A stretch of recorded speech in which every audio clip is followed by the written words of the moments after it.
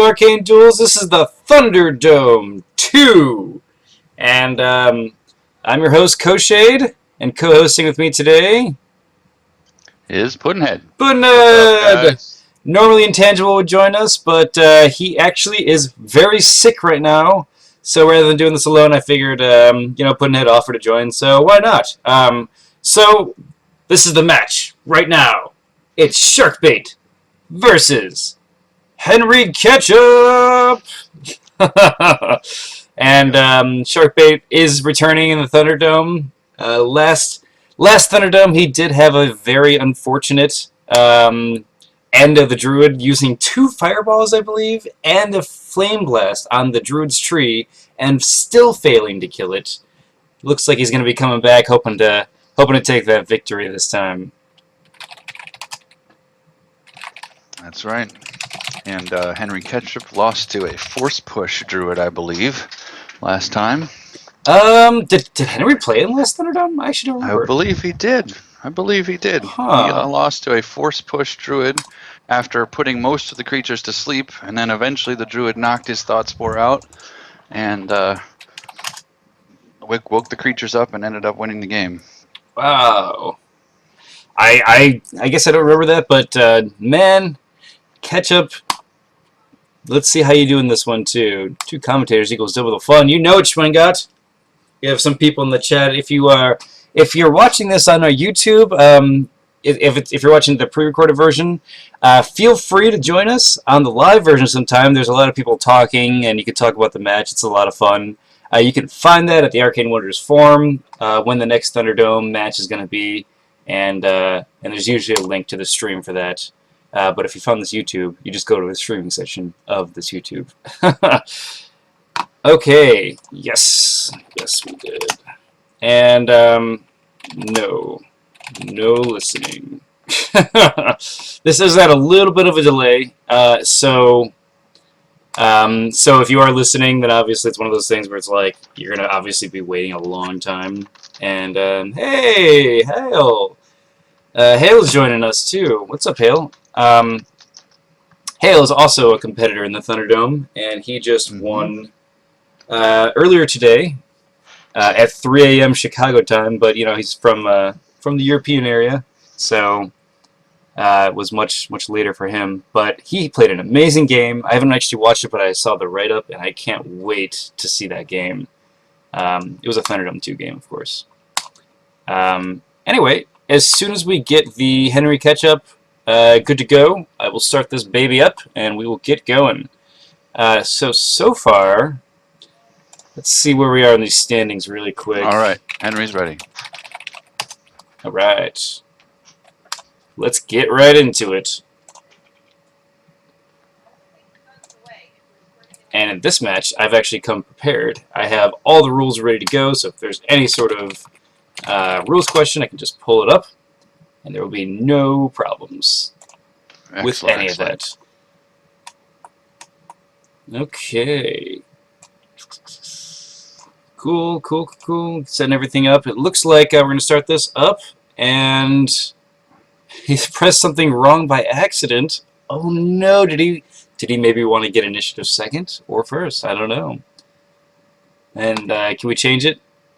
You wanted to have him go first? Oh man, this is up to Sharkbait.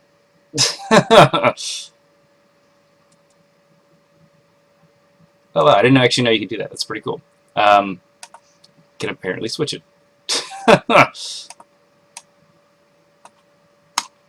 Okay, so cool. So it looks like Sharkbait is going to be going first. Scott, apparently you did it wrong last night. Well, we didn't know. Hale, you're on Ketchup's team. Oh man, that means some of the other people better be on Shark's team. I don't know. Is anyone on Shark's team? Is Shark the evil person in this because he's playing the Warlock? I'm a fan of Sharky. After the beating he got from me last night, he deserves to win one. That's fair. Yeah, that was pretty brutal last night. Like those matches, man. Well, he was trying something new. Yeah, it's hard to make a Warlord work if you're first starting it. It's one of those really hard to get right mages. Henry, I thought you were using the fire druid. Psh. You've been had. Fire druid. 4 elemental ones, 4 fireballs. That'll be great. Okay, so Henry Ketchup pulling out the Force Master. Henry plays a pretty darn good Force Master. You can minimize the player deck. Oh, nice. Do we want to do that? Well, we can't see them anyway. Yeah, that's a good point. See little 5 little dots then? You can minimize it. I minimized it. Does that look better for everyone? Maybe? Hopefully? I actually didn't know you could do this. I'm probably going to do this in the future. Okay. Man, I totally am not figuring this out. Oh, there we go. Nice. Alright, it looks like they're both going to pass in their quick cast, and the Adrenaline Quark's going to move down 1, and Mana Crystal. Getting that channeling up. Better? Cool. Awesome. Alright, I am so glad that Schwingut knows what he's doing. And the Enchanter's Wardstone coming out. Ooh, interesting. That just speaks. He's going to do Force Crushing, Force Holding. Maybe he's looking to mind control things. Yeah, I'm looking at a mind control and a force field and yeah, force fields. Oh yeah, absolutely. I mean, I guess you have things like Force Sword and Force Orb, but you know, not a lot of people like to dissolve or dispel those types of things. Yeah, there you go, Sharky. I was gonna say that's right in Force Hammer range.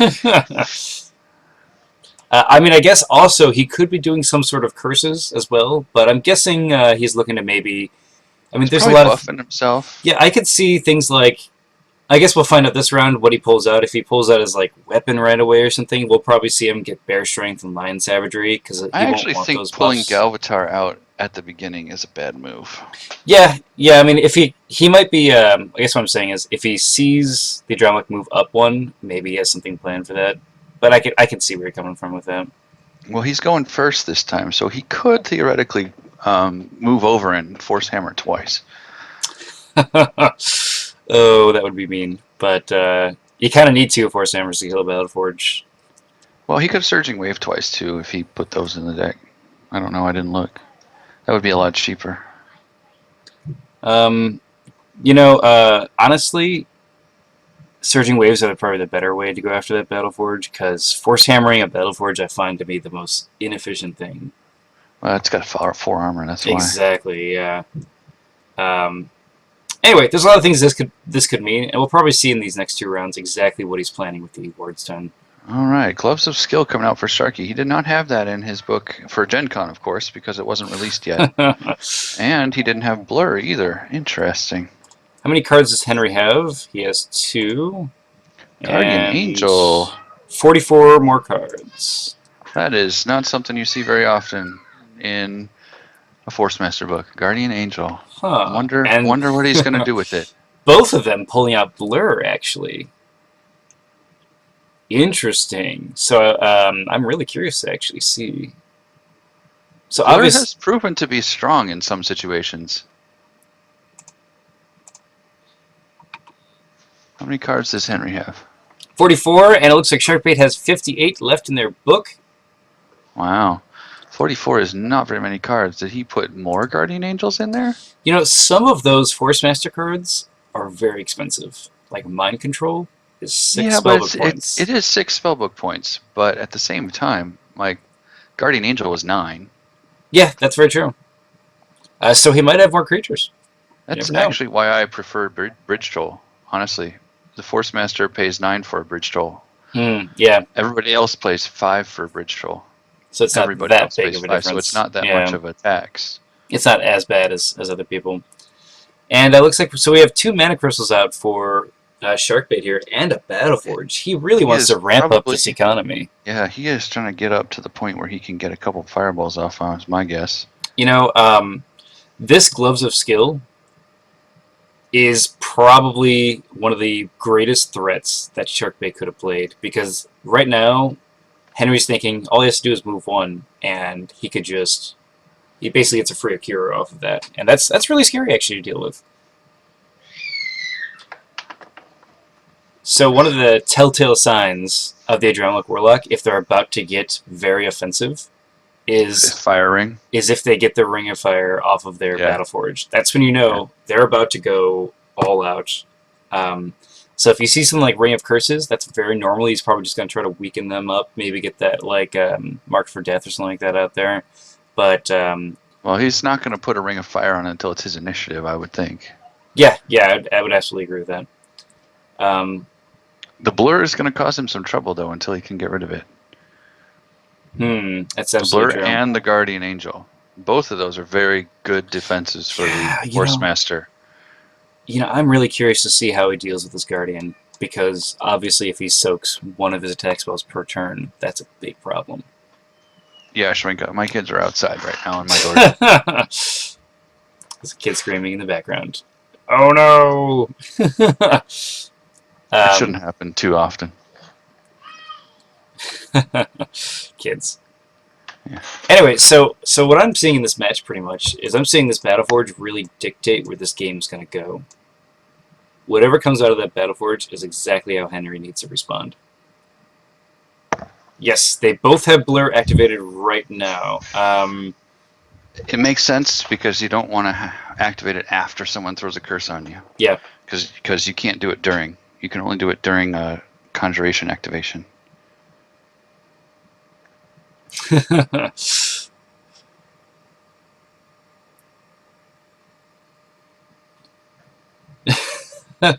Hell, shouldn't happen too often. Scream in the background. Yeah, Love it. I know. I just shut the door, so you guys are fine.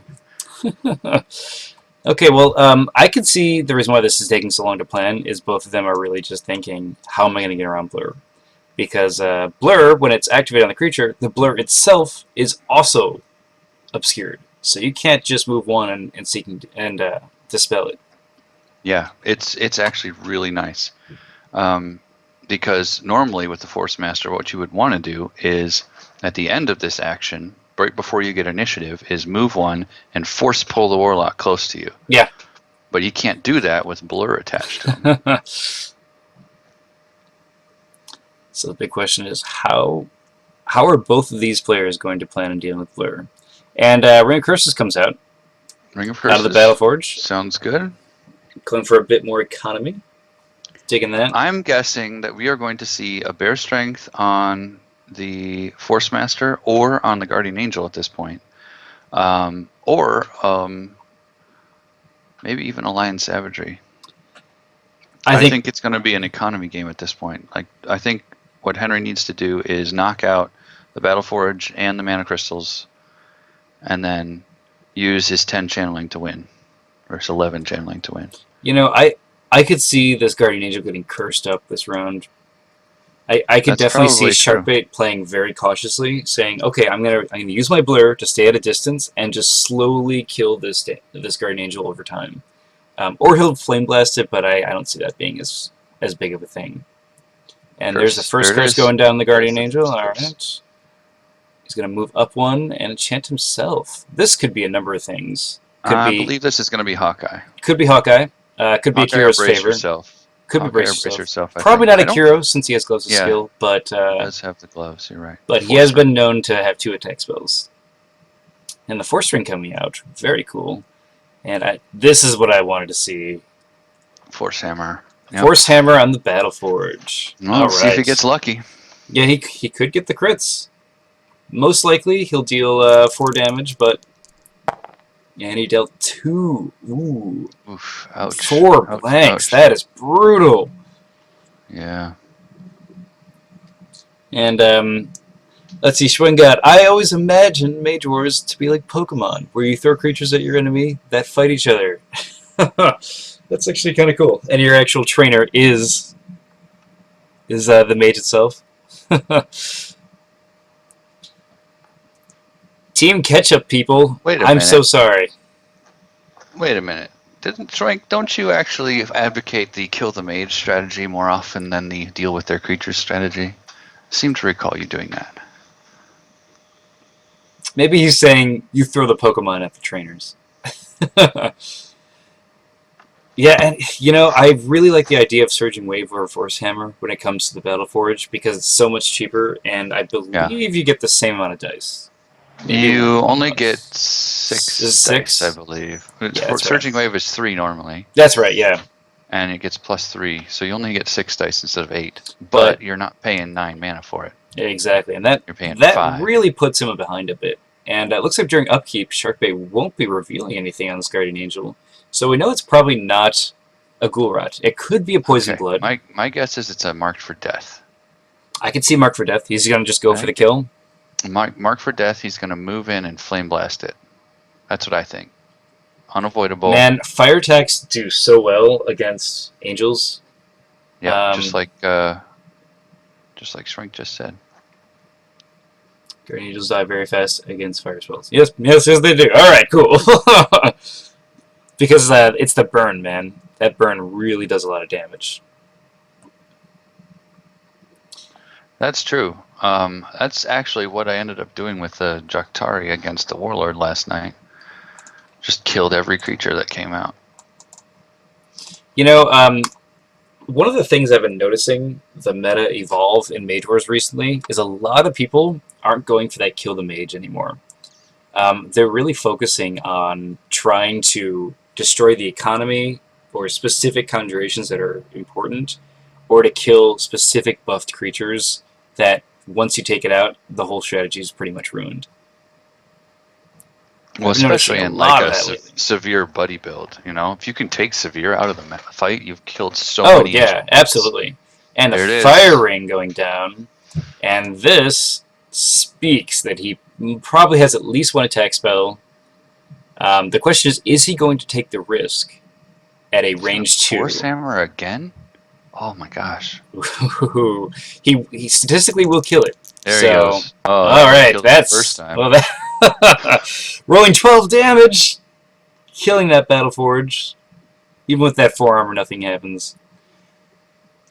And you know that's 18 mana for basically 8 Yeah. mana of a Battle Forge that already got 3 pieces of equipment out. That Yeah. is very interesting. I don't think Sharkbait needs any more equipment on at this point. He'll probably hard cast his Cloak of Shadows at some point when Blur knocks off. Or he might have taken Cloak of Shadows out in favor of Blur. He might have. I don't think so, though. I think he still has one. And the Guardian Angel moving forward puts him into range 1 attack spell range, and that means unavoidable. Yep. I believe Sharkbait probably has 2 Flame Blasts in his hand right now. He has the mana. I think that's what he's going to do. Yep, the Mark for Death coming out. This is going to give him +2 to his fire attacks. And a Hawkeye. And +1 to his... oh, he's going to go range 2. Oh, it's going to be unavoidable. Yeah, he's guarding. The Guardian Angel is guarding. Oh, he's on the ground. You're right. Yep. And that is... dang! 5. And he does get slammed, which means his guard gets removed. But he's still on the ground. Going for the awesome follow-up of a fireball. Sharkbait. Looks like he, let's see, or wait, no, he rolled 3 and 3. Is he going? I think he just rolled it twice. He just. Nope. Hang on. Wow. All right. Well, however, that was 13 mana to deal, or that was actually 17 mana to deal with a 12 mana Guardian Angel. So not quite as bad as 18 mana to deal with an 8 mana Battle Forge. Hang on a second, really quick. 2.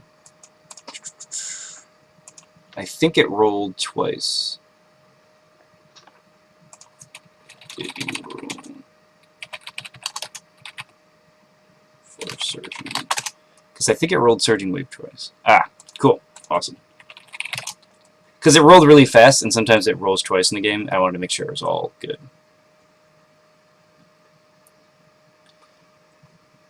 All right, well, Fireball's breaking down the Angel. Which was a waste, Stringat?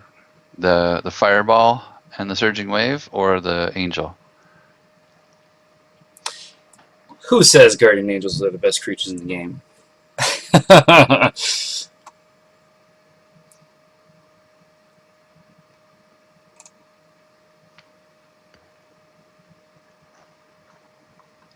Yeah, I just heard that it rolled twice, and I wanted to make sure that Because he's pointing to the glove of skill, I want to make sure that that's what he was applying.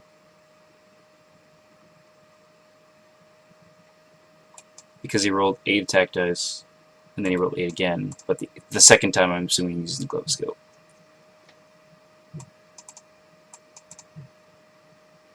Yeah, that's what I was pointing out. Octagon rolled twice. So you're not using the gloves.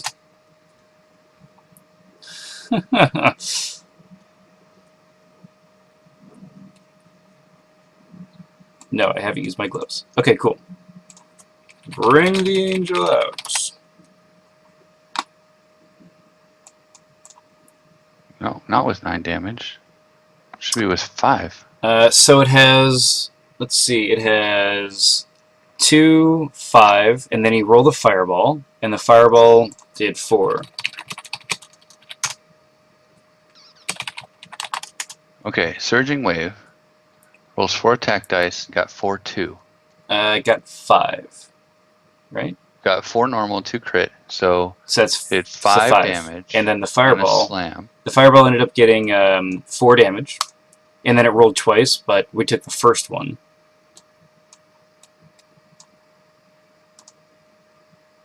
Okay, I see. Cool. Fireball. It is Aegis. Yeah. Yep. 8 attack dice on fireball. Don't talk to me over this. Hey, Sharky T, you're in the chat. What's up, Sharky T? Sharky T is not Sharky. It's actually Sharky T, and Sharkbait is someone different. They're like twins. Psych, stop messaging me. Okay, so Fireball is going to go up to 7, 8, 9. And then down by 1. Yep, so 8 dice. Wait, he has Hawkeye. So it should be 6, 7, 8, 9, 10. No, wait. Yep, so it should be 9 total. He has Flame +1 from the curse, marked for death, Hawkeye, Fireball, that's 9. Ring of Fire Shaper Ring? Oh, and Fire Shaper Ring is 10. Yep. Okay, that's fine.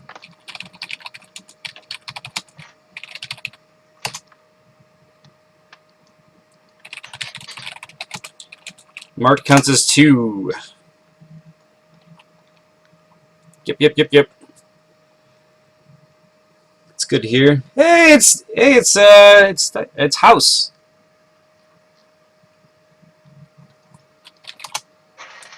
And then a +1, so it should be burned. 9 dice. 9 dice. 9. Yeah, there you go. Yes. And no burn. Yeah, there is a burn. Not from Surging Wave, there isn't. Yeah, but he fireballed them. Oh, right. So, okay. You reroll the attack dice, but not the effect dice. It's dead anyway. No, he's down to 5, so it takes he's at 6. 5. So he's at 11. Yep.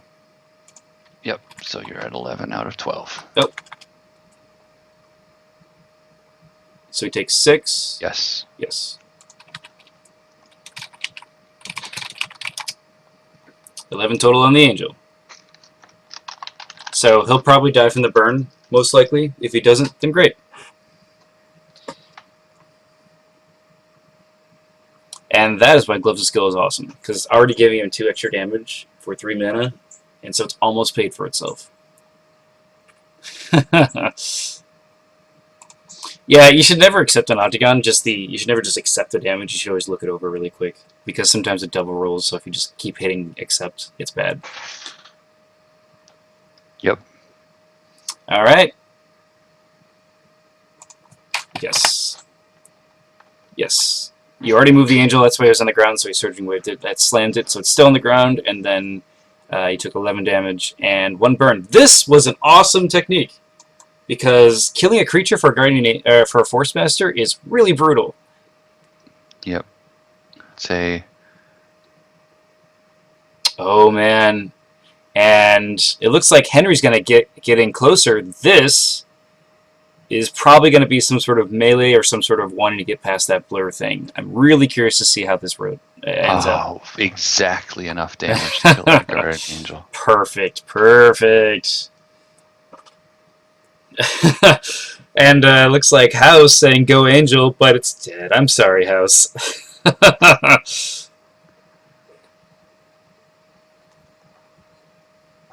Okay, so now we're at this really fun little area where both people have tried to do something. The Force Master trying to bring out the creature, and Sharkbait trying to use a Battle Forge, and both of those are gone.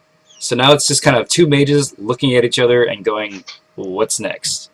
Well, for the Force Master, though, it was nice to soak up 2 attack spells with the Guardian Angel. Very true.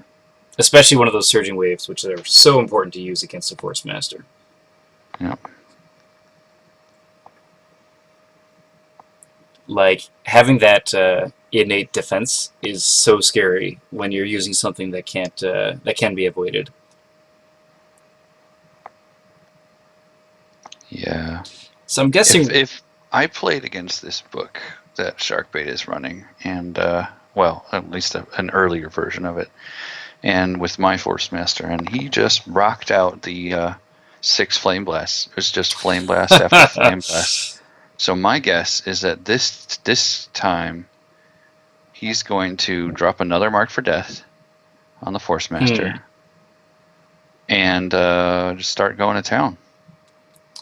And the question is, what is the Force Master planning? Because did Ketchup move in order to get some sort of enchantments off? I doubt we're going to see any sort of creatures. Are we going to see just like Galvatar come out maybe? Ooh.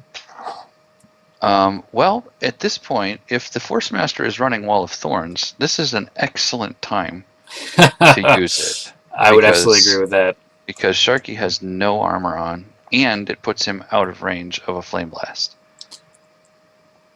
Absolutely. And it looks like Ketchup has 22 mana and Sharkbait has 18, so they can probably do pretty much whatever they want. That's true.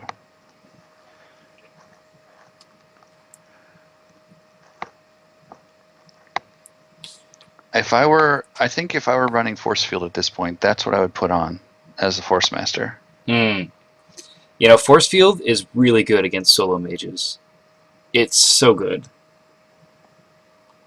Like I know Jinx has been pretty popular in the meta lately, and Force Field is also one of those things because a lot of people run solo mages. That's why Jinx is so popular right now, and Force Field is also one of those things that just, along with Jinx, sort of just eliminates your competition.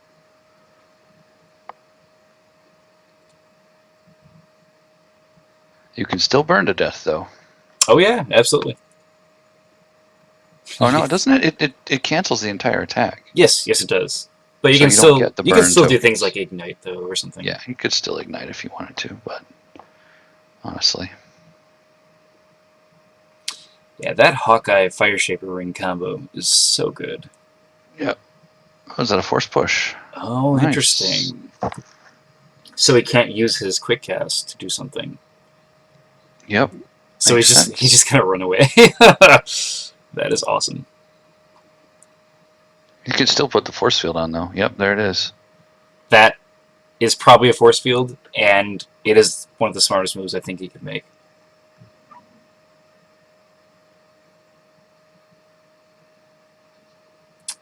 Oh, what are we about to see here? Ballista? It's a zone enchantment. Teleport trap? Is this a fire trap? Did he put a fire trap in this book? That would be awesome. My guess is it's a teleport trap. Teleport would be a good choice too. That is really cool. I don't think I've ever seen someone use traps in Thunderdome. Or Astral Anchor. It could be Astral Anchor, I suppose. Teleport trap! Alright, awesome. Good job, Shark.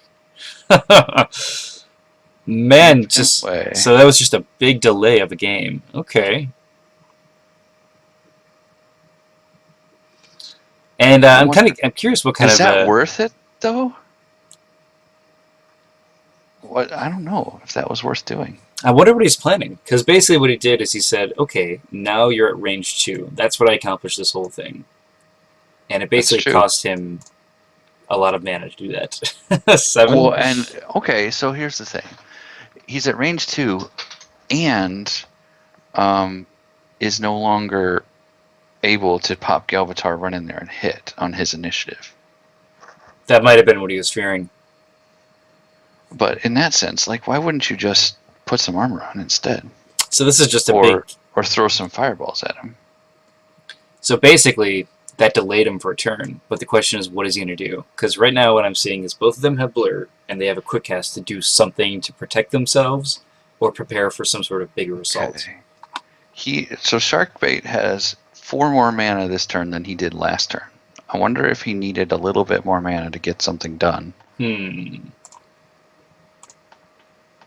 But, man, Henry Ketchup has 31. What is he going to do with all that? Like I said before, I think it's worth noting that the Force Master doesn't use as much mana as most other mages. So you can put in massive spells. Oh, absolutely. Like, Ketchup is looking at 31 mana banked right now. Yeah, right. I mean, he could hurl Boulder for 2 rounds in a row, all 4 of them. You know, I've made this joke before. Like, when it comes to Force Master, you should just consider just, like, putting a Dromelic in, just because you'll probably have the mana to cast him at some point in time. The problem is that's 18 spells. Oh, I know. Oh, I know. But I'm just kind of making a joke about it. But like having something big to spend your mana on is really important. Again? What? Another trap going down, and the question is this a Hellfire trap this time, or is this just teleport trap? It's a decoy. Decoy. Man, decoy is such a... I don't like decoy, personally. Whenever I cast decoy, it never works. Of course he presumes. I think Sharkbait's just messing with him. I think he's just messing with him. This is called mind games. The thing is, if Henry has a force field on, he can just block the Hellfire trap. Because it's considered an attack, yeah. Yeah, because it's an attack. But that would at least force him to reveal it. Yeah, but it's not like he doesn't have the mana to do it. Yeah, that's fair. Jeez, this match, man. I would definitely say that Ketchup has the advantage right now. Unless he doesn't have anything to do with all that mana. Oh, like if he just sits there and does nothing? If he does nothing with the mana, then he's not doing anything useful.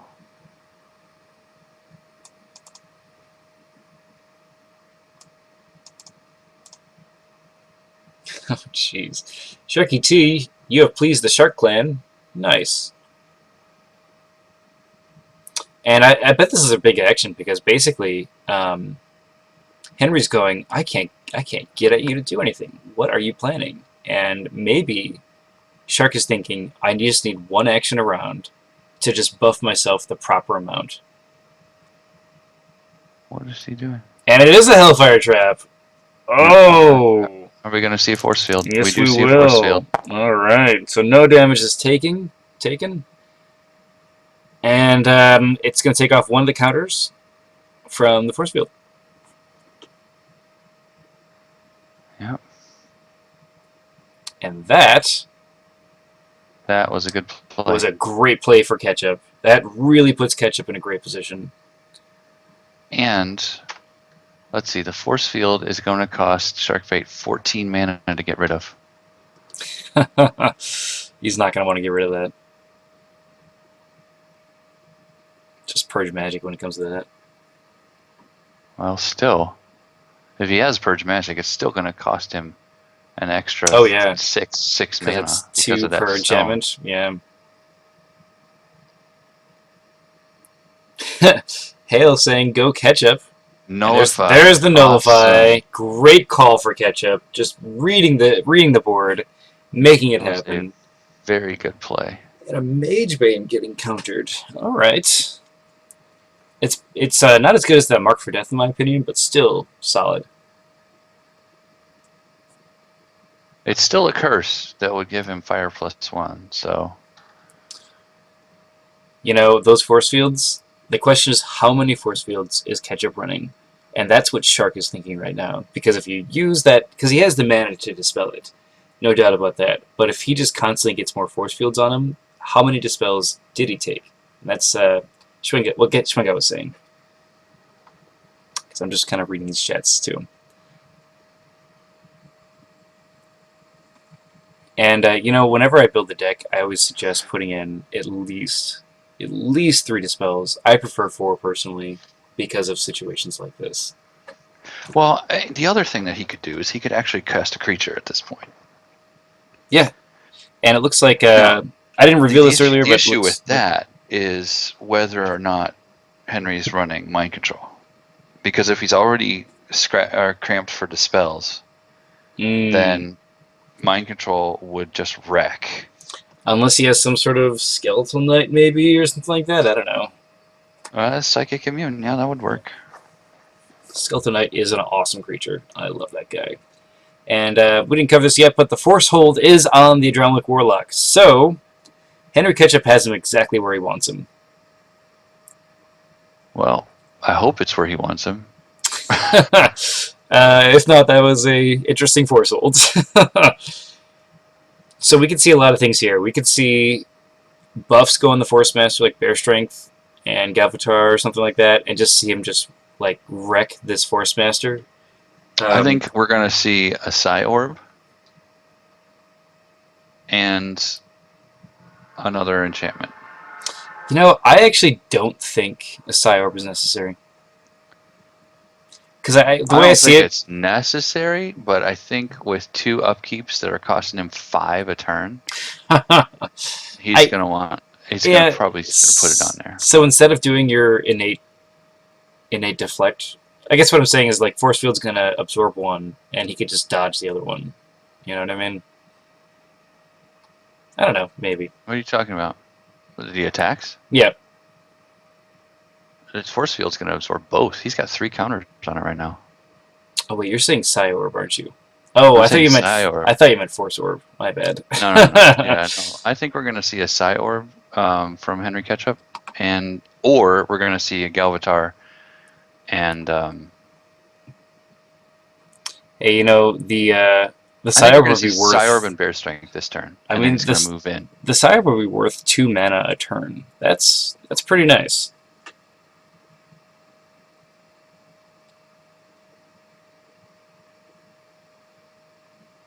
Alright. Let's see what happens here. So we're going to get a curse on the Force Master. Mage Bane. Okay.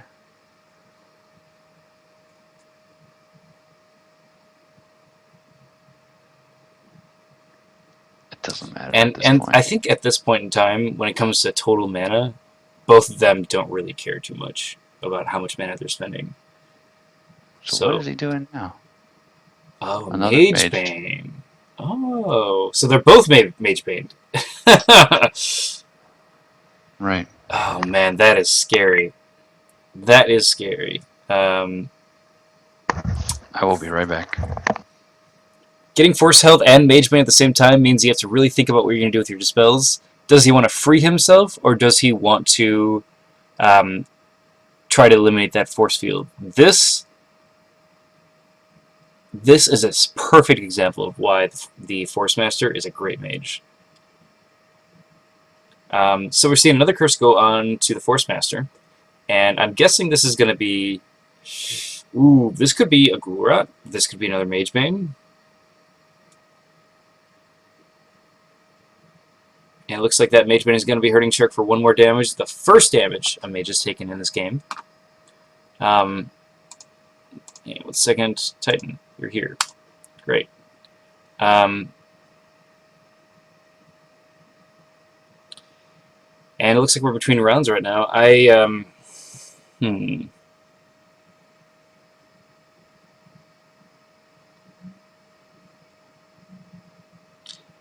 Man, it seems like every run that passes, it looks like Henry Ketchup is getting a slight lead on him because that force field nullifies any damage he's going to take, except for Mage Bane. And getting force held, I just don't know how many Dispel Shark runs.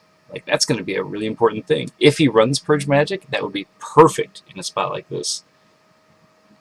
And it seems like with the enchantment-heavy metagame right now, running a Destroy Magic or a Purge Magic is a really good idea. Yeah, absolutely. Because enchantments are so strong right now. And, I mean, Sharkbait's looking at 32 mana. That Enchanter's Wardstone is not going to do anything right now. I'm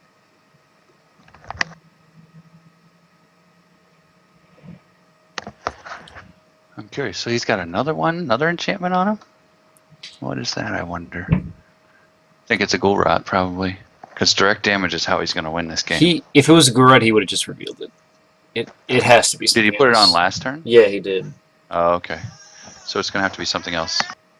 Yeah, absolutely. And I'm guessing what it's going to be is, it could be a Poison Blood. It could be, what is that, Enfeeble, I think. And another curse going down.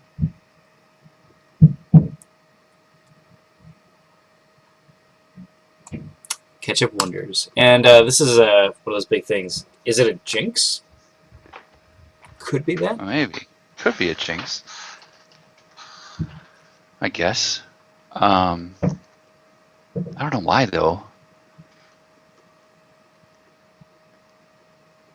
And it looks like he's going to target Blur. Is he going to dispel it? Why? He doesn't need to. He is going to dispel it. Okay, so why? I'm guessing what he wants to do is he wants to keep him at range 2, and then just say, yeah. I have you force held, you're going to stay here, and maybe we'll see him pull out a 1 and just be like, Herbolder, Herbolder, Herbolder. Interesting. Well, if I were Sharky, I would put on a Cloak of Shadows then. That would be perfect. Yeah, 1 second, let me just move this over. Why would he have a guard on him? That doesn't make any sense.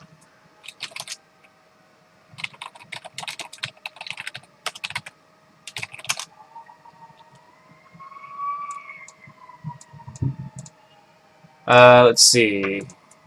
Hey, so you know what? Enfeeble. Okay. Mystery, can you talk to Schwinn? Schwinn, gotta know you're listening to the stream. Master Mystery and Belt. Master Nice.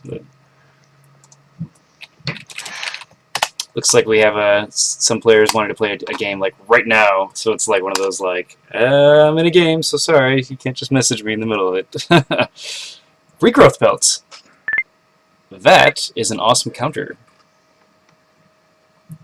to any sort of like, actually to Mage Bane. I love Regenerate 2 against Mage Bane. Yep, that's pretty good.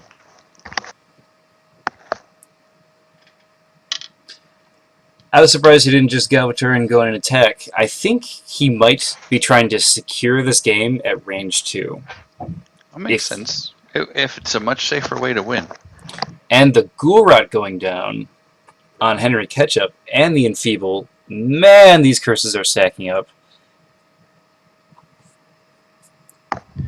The other problem is that Ketchup is using 5 of his mana every turn. For the upkeep? For the upkeep. Even with so he's not going to be able to boulder every turn. Yeah, that's very true. You know, he still has 25 mana, so he can deal a good bit of damage, but if he can't finish him off, that's a big deal. Yeah. I've actually been really... been considering Force Hold kind of not the greatest card compared to Force Crush when it comes to the Force Master. Because I feel like Force Crush just kind of forces you to deal with it. As opposed to Force Hold, which is like, doesn't necessarily benefit you all the time. With that upkeep 3, it's really brutal to deal with. I think he might rather... Because Force Crush would guarantee a Dispel, right? Yeah, which is what you want. Much. Not necessarily. If he wants him to hold still, then he doesn't want him to Dispel it. I guess the way that I look at it is it's upkeep 3 versus 4, I believe. and it's one spell different, I think, for the Force Master. Is that right? Yeah, one point difference for Force Hold and Force Crush. Force Crush is 3, right? Is it? I Level think 3? it's 3. Yeah.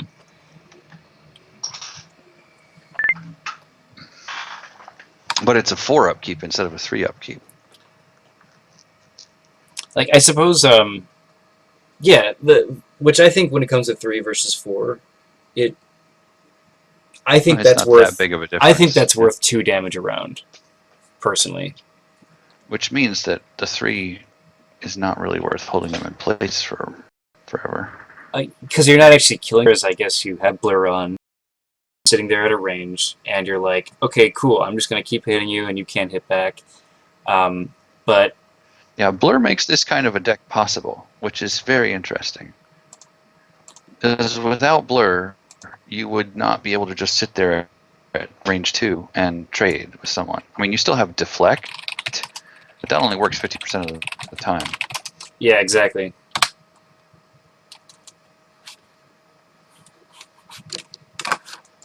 And Blur just makes you untargetable. Okay, No, looks like Master I could Mystery definitely see a and... Force Master book.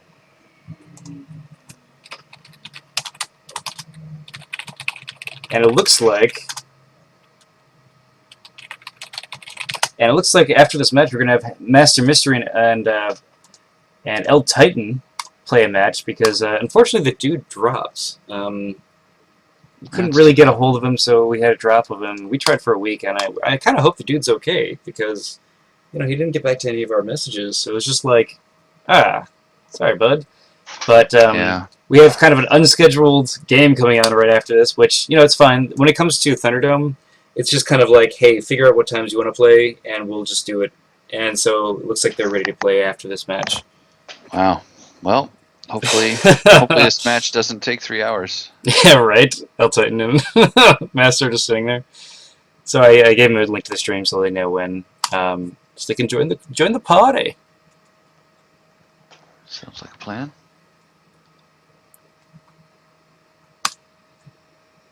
Anyway, Regrowth Belt, or Regrowth. Awesome for dealing with things like Ghoul-Rot, Magebane. It's just a really nice, like, counter curse piece of equipment. Right. I would recommend having a Regrowth Belt in pretty much every deck. Oh! Oh no! That's good. Good work, Sharky. Although he's still got a problem. He is held in place. Yeah.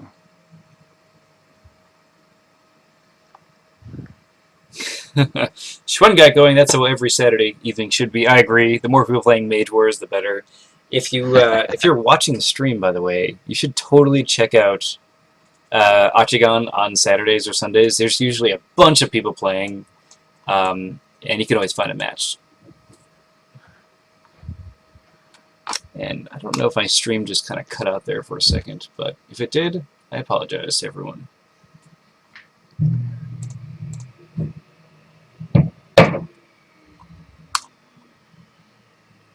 And it looks like he's going to put another... The Force Master putting another enchantment on himself. Interesting. That's a lot of enchantments. That is a lot of enchantments.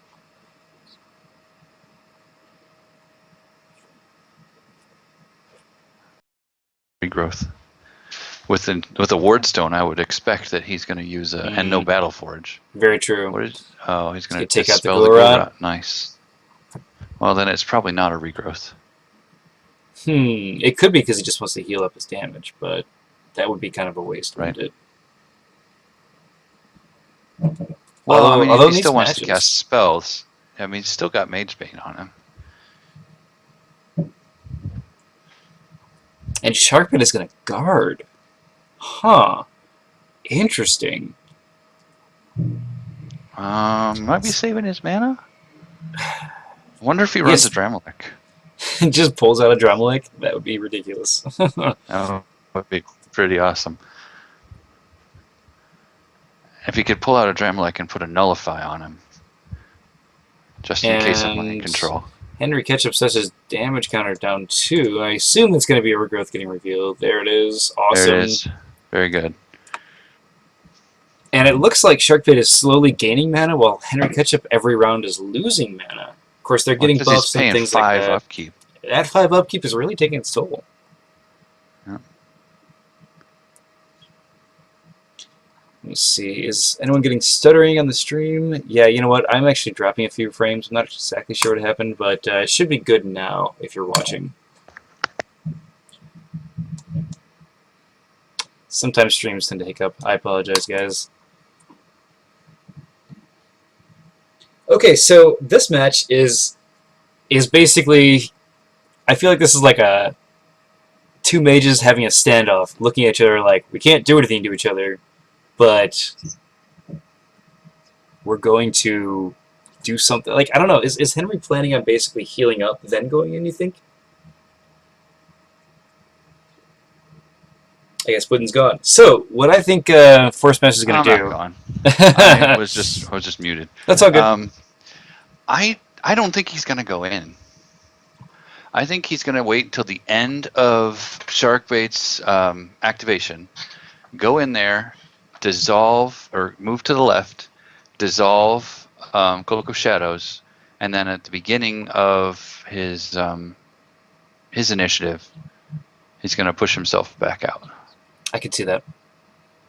And then start hurling rocks. I guess I'd love to see if Henry Ketchup really wants to just do something that's cute, he could just kill the mana crystal to bring his channeling down, Shark's channeling, and just kind of be like, okay, now I have a bigger lead. But that's probably not going to help him too much. That's just a waste of time at this point. I don't really know what kind of creatures Ketchup has still. Schwengat says, Force Hold is a waste of mana. How much mana did it take from Henry? Yeah, I absolutely agree. I think the Force Hold is not really helping him that much.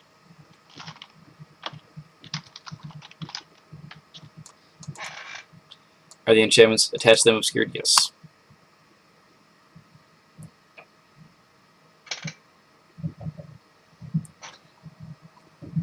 Yeah, the only time I really like Force Hold is when you have a lot of conjurations that deal a lot of damage, and you want them to stay in one zone because all your conjurations can hit them at once, such as like a Wizard's Tower, Ballista. Well, yeah. At this point, let's see how many rounds has Force Hold been on? Do you think? I'd say 3, 4. At least 4. At least 4. So if it had been a Force Crush, he would have 8 more damage on Sharkbait, negating his regeneration, right? Mm-hmm. And he would have only been down a little bit more mana. The Tanglevine is usually better, but especially against a Fire Warlock, the Tanglevine's going down 1 turn. Yeah. You know, I agree, Shrangot. He should do Force Crush. I'm seeing the light. The Force Crush is much better for the Force Master. I mean, if he wasn't going against a Dark Mage that ran Cloak of Shadows, this game would look a lot different. Right. Because he'd be at range 2. Cloak of Shadows. I love Cloak of Shadows. I actually love the Obscured trait itself.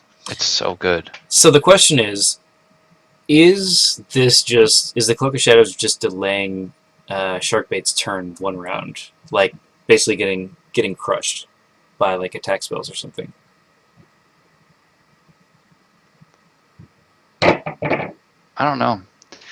What it's doing right now is it's forcing Henry to get in there and get rid of it and bring him in range. I think one of the best moves Henry could make right now... Oh, he's enfeebled. Right, he's enfeebled, yes. So it's going to take a lot of work. So the best thing that Henry could do, I guess, right now is probably... Ooh, this is risky. Dispel Enfeeble. Then next turn, move in 1, get rid of Cloak of Shadows, push yourself out so that you're at range 2, and then say, now you have to deal with Force Hold. And if Ketchup has another Force Hold in that deck, he could just keep him there and keep him at range 2. Yeah. Dispelling, let's see, Dispelling's going to take him 6 mana, though. over 2 turns.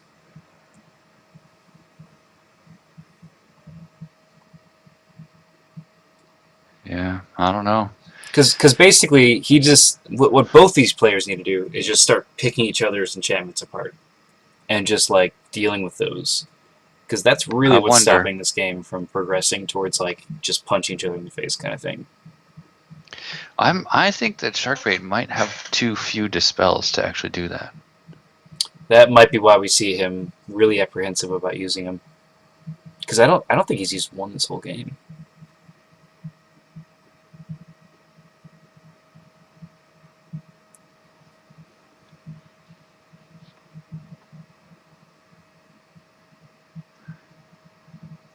There it Scior. is. There's the Good Scior. choice. Yeah, I hope he has a Mage Wand in there, Nick. If he doesn't have a Mage Wand in there, then that's kind of silly because he's already planning to be running around with Blur on Pretty sure the and Force holding them in Master. place. Pretty sure the Force Master picture has a Mage Wand on it, on the Force Master's back.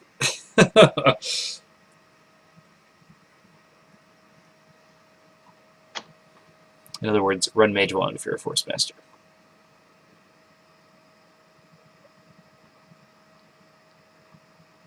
Oh, here comes the Dispel. On the Force Hold. Ooh. And he paid 6 mana because of the +2 from the Enchanter's Wardstone. Whoops. What just happened? Oh, Mage Main. Oops.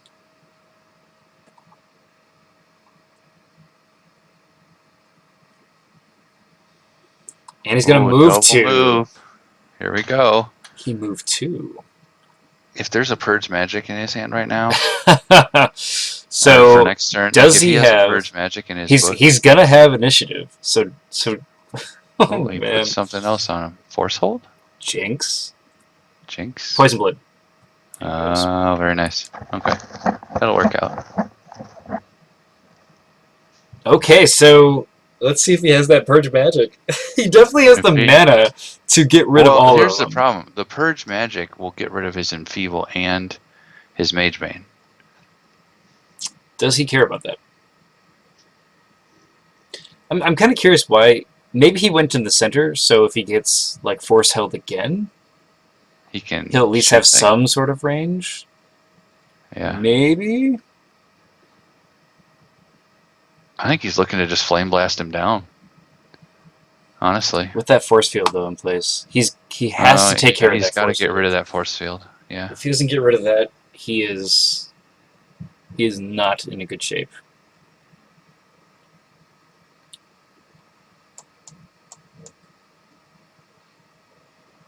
This is a really tense match. It's not because a lot of damage is happening. It's just I think we'll know the victor like way before all the damage happens. You know? I don't know. At this point, it's going to depend on who makes the power play first. And You think so? Sharkbait's got the mana for it. Because I see this round basically going, he's either going to purge magic on the Force Master I and don't get think rid he of his has it. own curses, or he'll keep trying to get rid of Force Field.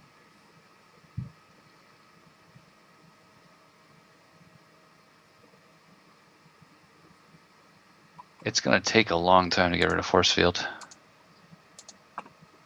And a lot of mana. Because the first thing that Henry's going to do is move, Mm-hmm. is my guess. Move and Force Hold again.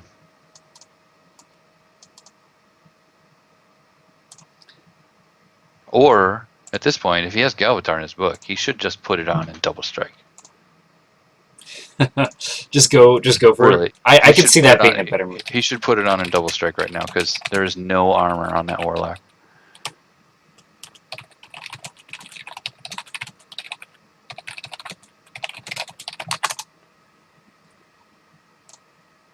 No, we're talking about Sharkbait using Purge Magic.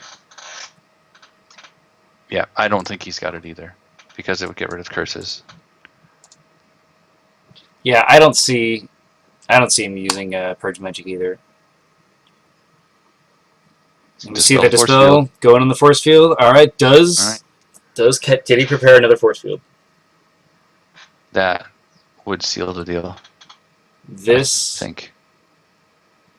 if he has another force field, the question that would be then, would Sharkbait have another Dispel?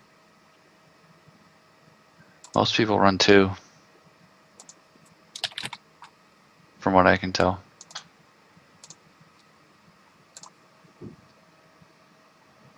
Oh man! There's a force. And I wonder if is that a force hold? Or is it a force crush? And the Mage Bane is going to take a damage.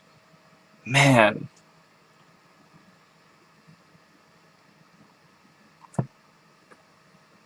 And there goes the attack spell. Alright, he is cursed, so he's going to take, let's see, 4, 5, and 6 dice.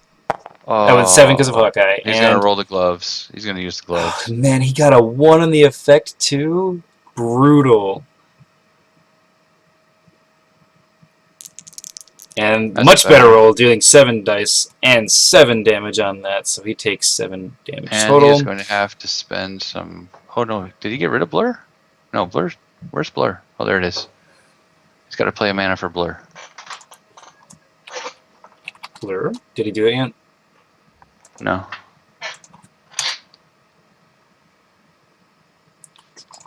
He has Blur, spend that mana. Cool, there you go.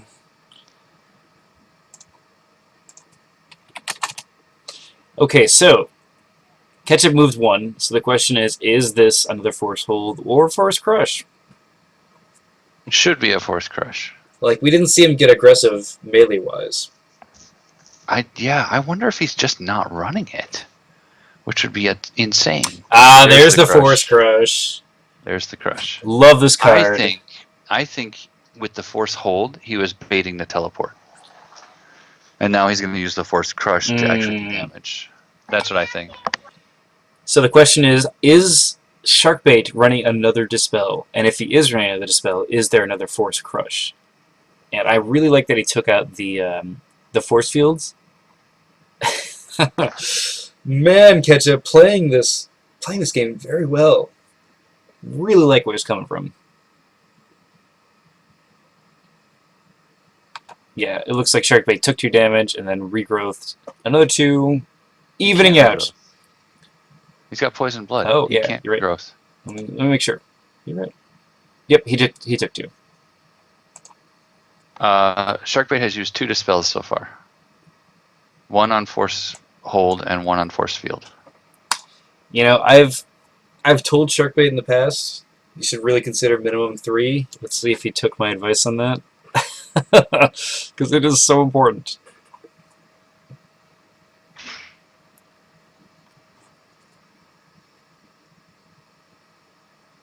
He should have at least 1 teleport in there too, right?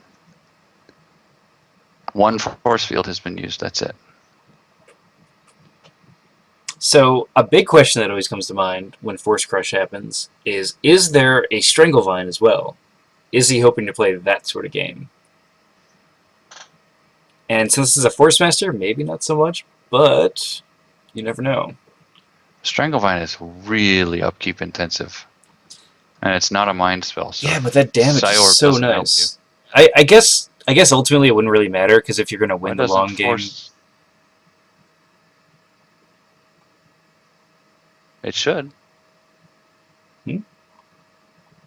Teleport should clear Force Crush. No, it doesn't. It doesn't? No, it clears conjurations, because it doesn't clear. But teleport specifically says that you bring all your enchantments with you. All the attached enchantments. Yeah. Okay. So he couldn't teleport out of the Force Hold. No. Okay. That's why he needs lots of dispels. Ooh, Astral Anchor. I think Henry might think that you can teleport out of a Force Crush. Why wouldn't he want him to teleport?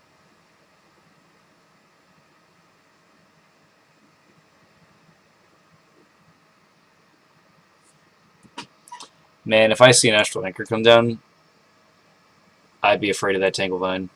Although, he's playing against that Adramalik. Yeah. Like this looks like a lockdown idea. Oh man! And so he's gonna force Sharkbait's force pushing him in here.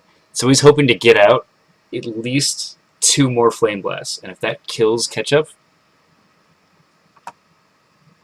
let's see what happens here.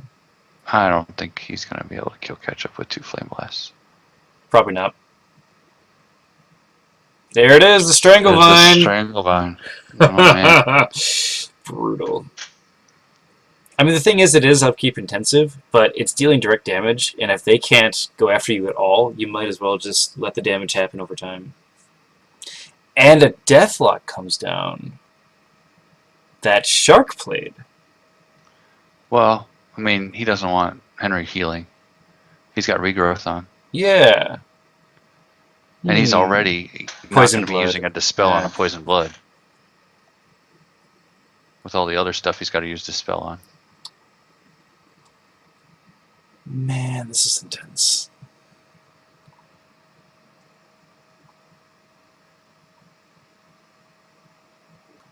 I don't know if that Deathlock was a good idea. Of course, I don't think he was expecting to get Stranglevined as well. But he got Stranglevined before he played the Deathlock, so he could have chosen not to play it. Yeah, that's very true. I think if the Force Master just teleported 2, I think he might just win the game.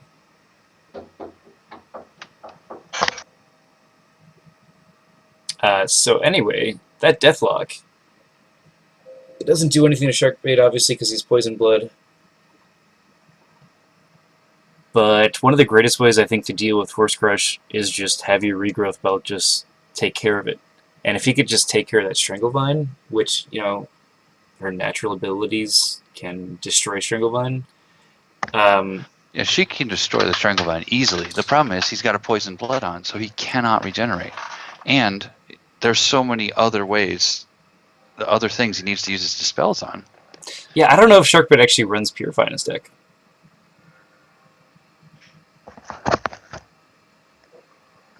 But if this game has taught me anything, it's find a place for Purge Magic in your book. Right? See, the thing is, if Henry has another Strangle or Force Crush, like, that is scary to deal with.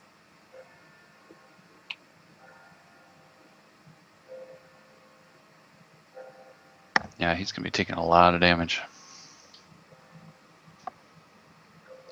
I think it might be at this point that he starts beating on him.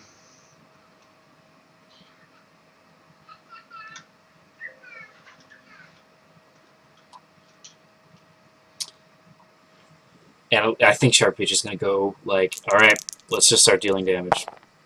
With rolling 7 dice and getting 11 damage and 1 burn. Oh, 9 damage. He's up to 20. Wow. That's crazy. That's really good. This is why. And without any healing, this could come down to just Sharkbait just bursting it out. Here comes the next one. Another Flame Blast. Here we go. He can reroll this one if he wants to. Rolling 7 damage. All right. Is he going to? Oh, that burn might win him the game. 27 damage out of 32. So all he needs to do is get lucky. Does Sharkbait or does Henry Ketchup have a teleport? No, he doesn't. Does he have a Force Push? Well, not prepared. That's what I mean. If he can Force Push, but he's got initiative next turn. If Ketchup Force Push himself 1 and then Force Push himself another 1, he could get out of range and try to deal with that burn.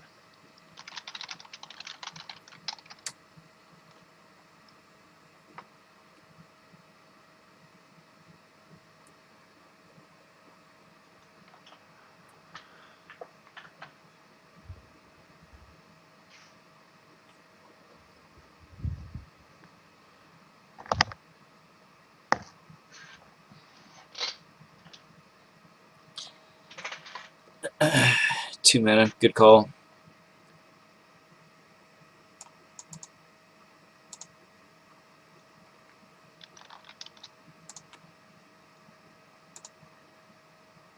put that cost on Blur for a reason. Yeah, right.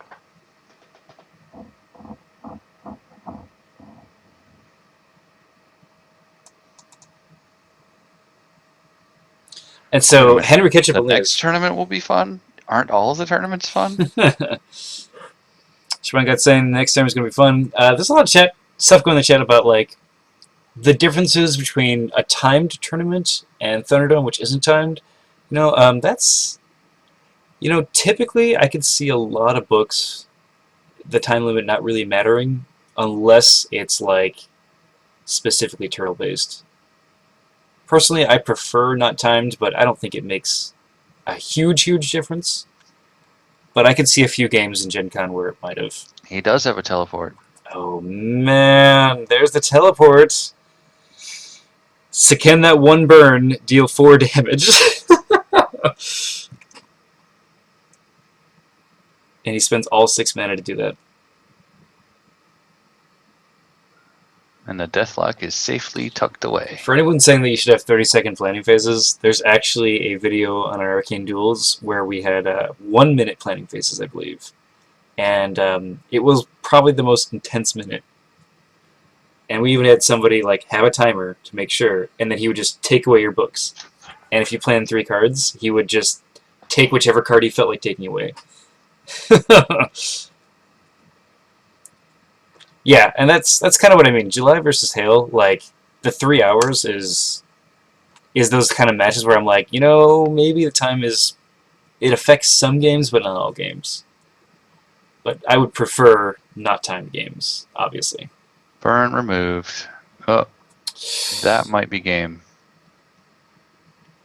Ooh, that burn getting removed. So does Shark have another Dispel?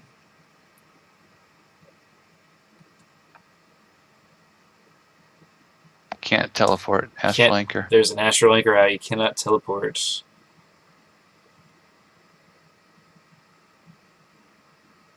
Any sort of attack spell against Ketchup would be awesome. If he can pull it off. This is the part where you would pull out the Dragon's Breath. The problem is the Enchanter's Wardstone is flame immune, so he can't target it. And so is the crystal. So is the crystal. Well, he has to target something within 2, and then jump 1. Oh man, Hurl Meteorite. What do you know? It could be useful. Yeah, if he doesn't have another Dispel, the game's over. Yeah, I agree with that. He needs to Flame Blast the Stranglevine and Dispel the Force Hold. Or the Force Crush.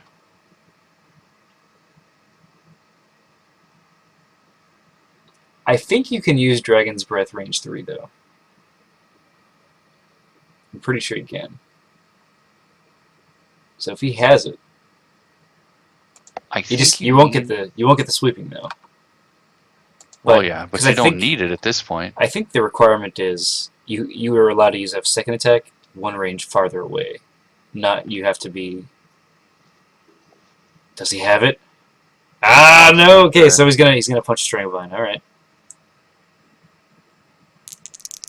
Well, that wasn't enough. Dealing a burn and 3 damage, and this thing I believe has 9 health. It's got a lot of 9 health on it now. Ranged attacks cannot target Strangvine. No, he's punching it. So he has to punch it. Yeah. Wow. Yeah, if Shark doesn't have another spell, I agree. Henry's just got it. Well, we'll see. Sharky seems to think that he can still play, so maybe he's got one.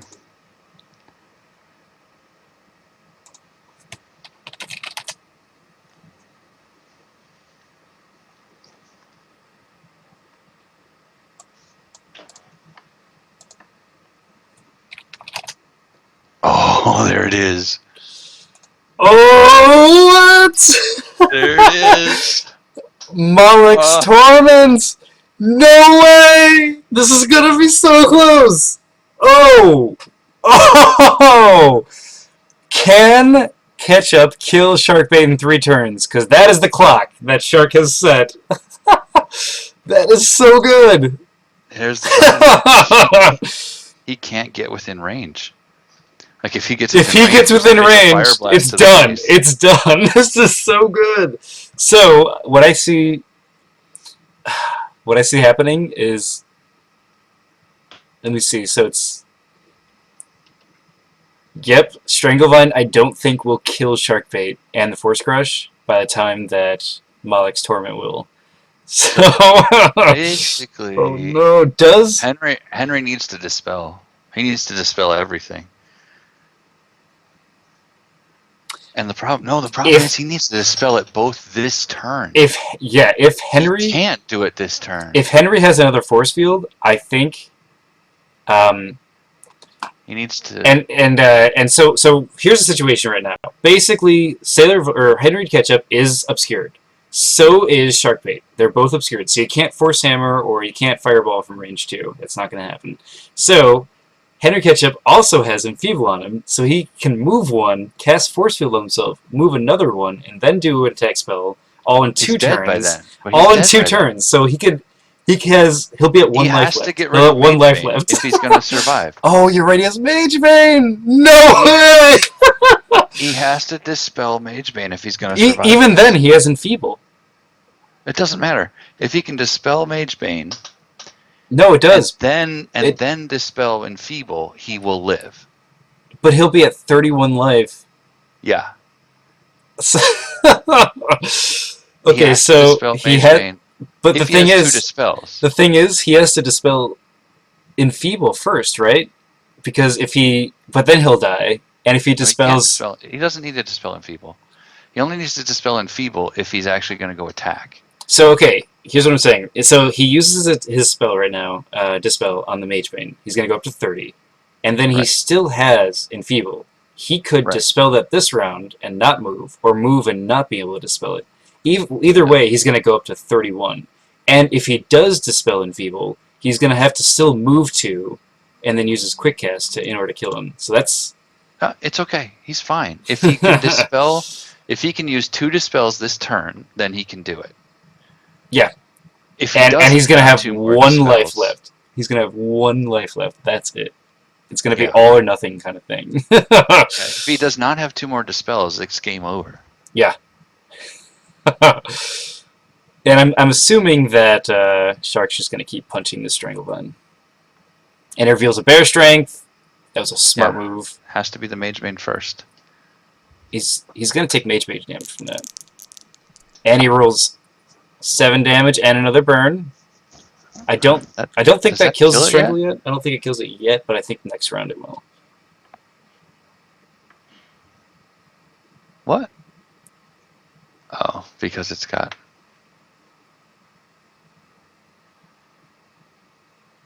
So let's see. I don't know if it actually autos. 10 out of 12. 10 out of 12 right now. It has 12? Let me see.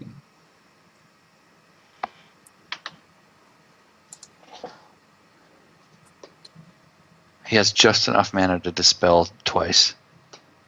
Yep, so it has 3. Okay, cool. Yeah, so it has 12. Cool. That fire will probably take care of it during upkeep. It regenerates, though. It doesn't regenerate. If he pays the upkeep, it gains life. It doesn't regenerate, yeah, you're right.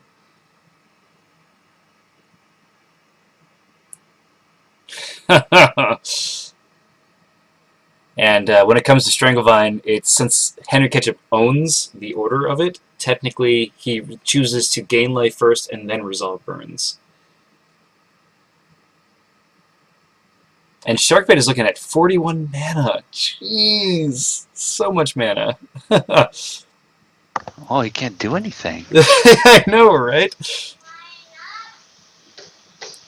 Okay, so basically right now it looks like... Wait, so what did he do with his turn?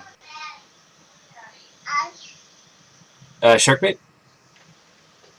Talk about Sharkbait? Yeah. No. What did Henry do with his mana? Nothing? It looks like he had to pay upkeep. Because he's at 15 right now. So I'm guessing he Yeah, I don't think he did anything. He had 11 last turn. Well, he's dead. He's dead. This is over. Unless, actually, hang on. If he doesn't kill Stranglevine, Sharkbait, it could kill him first. So he has to kill the Stranglevine, because otherwise he's going to take 4 damage plus the 2. Wow. So he's just hoping that Stranglevine wins. That Stranglevine wins. And it has 12 damage on it right now, I think. One knows how much. How can he... Well, okay. But he's got... He does not have a Mage Bane on him anymore. Right? Oh, yeah, he does. Yeah, he does. There was no... So he's got a Mage Bane on him. Okay. This is such a close Force game. Crush will do 2 damage. Stranglevine will do 8? No. Actually... Hang on. Does Deathlock gain life? Your kids are very loud. I'm sorry.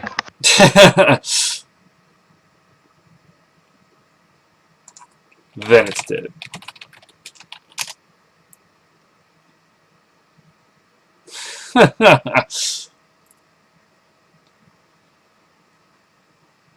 Yeah, it's dead then. Yeah, I'm pretty sure it doesn't gain life. Pretty sure that it's a conjuration that doesn't gain life. So that means that he wouldn't have taken the damage this turn. Yep. So he would be back up at what? 24? Yep. What did it do? 3 damage this turn?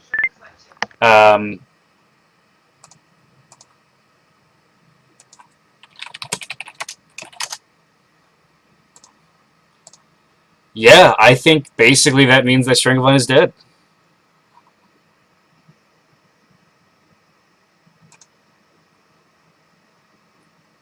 Oh my god, this game is crazy. So that means that I don't think it's going to matter right now because I think this game's over regardless. But that means that he should recover probably about... It has how many things on it? 4, I think. So he should probably recover... It had 3 on it last turn. So it did 3 damage, right? It yeah, does... and I know he didn't kill it turn 1. So I'm guessing he would have killed it turn 2. This creature receives X. Yeah. So... Yeah, so basically, Shark should be at like... I think he should be at 23. No, because he would have killed it earlier. So he takes 3, or he takes 4 this round, right? Then 3 the last round, then 2 the round before that, because he would have killed it round 2. That sound right?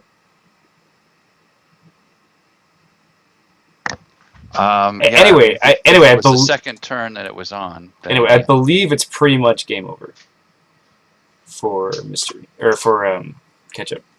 Yeah, I don't think he's going to be able to win. Yeah. So let me see. It's... Can you...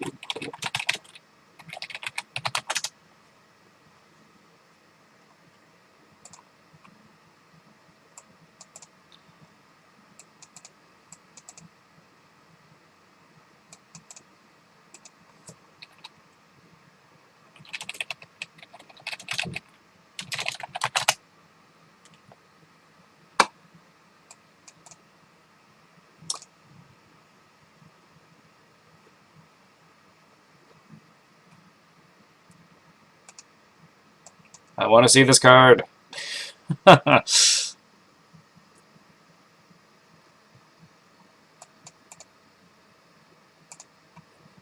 Stranglevine doesn't gain life. It's not innate life. It's not innate life. Yeah.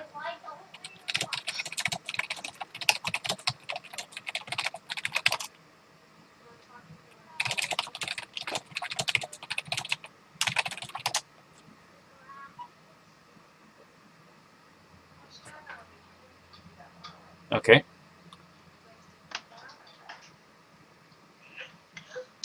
It gains a trait.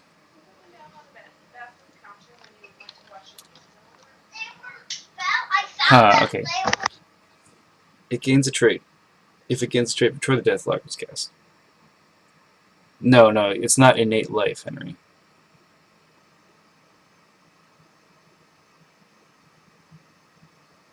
And the crush tokens change the value of the trait during upkeep. It's not actually gaining life, per se.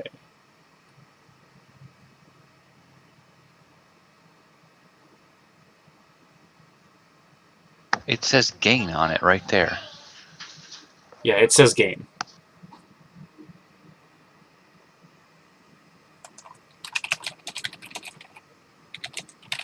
Yeah, I definitely think it's it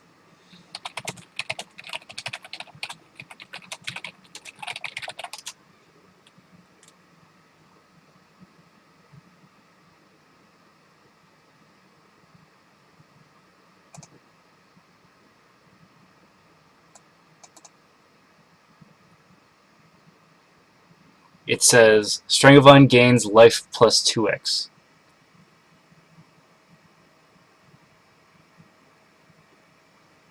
I don't understand what I'm supposed to be reading. That's different. Like, I think it gains crush tokens, but it doesn't gain the life. I don't know what you're trying to say, Ketchup. You gain the crush token, but you don't gain the life. So if you took care of Deathlock, I know he's not listening, but I'm kind of just telling everyone that's listening. So it does gain crush tokens. That is a fact. But when you gain a crush token, you gain life.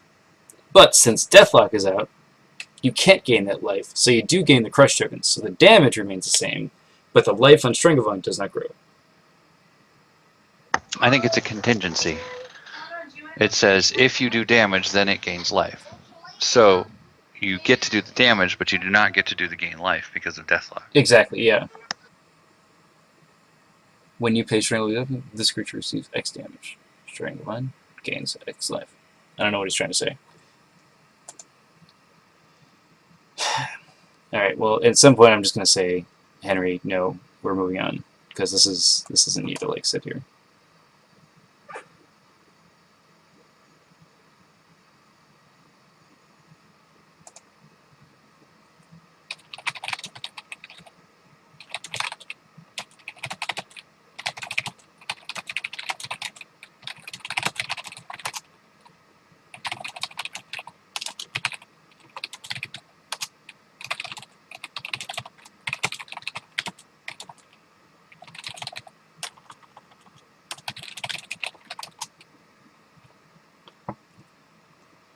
Yeah, I don't want to sit here arguing on here, but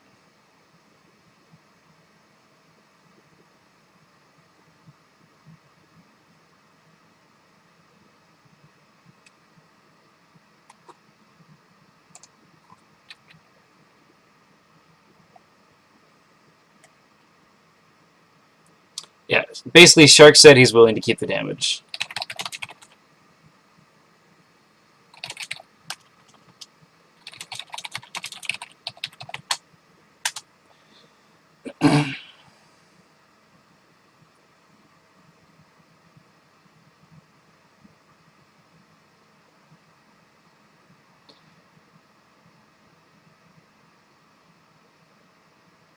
Okay, Shark saying I'm willing to play it as if it had 14. That's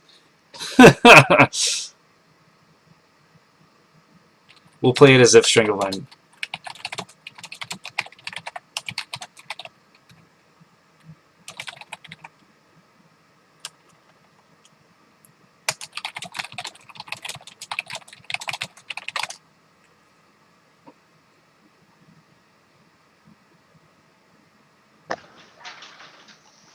Concession over Stranglebind.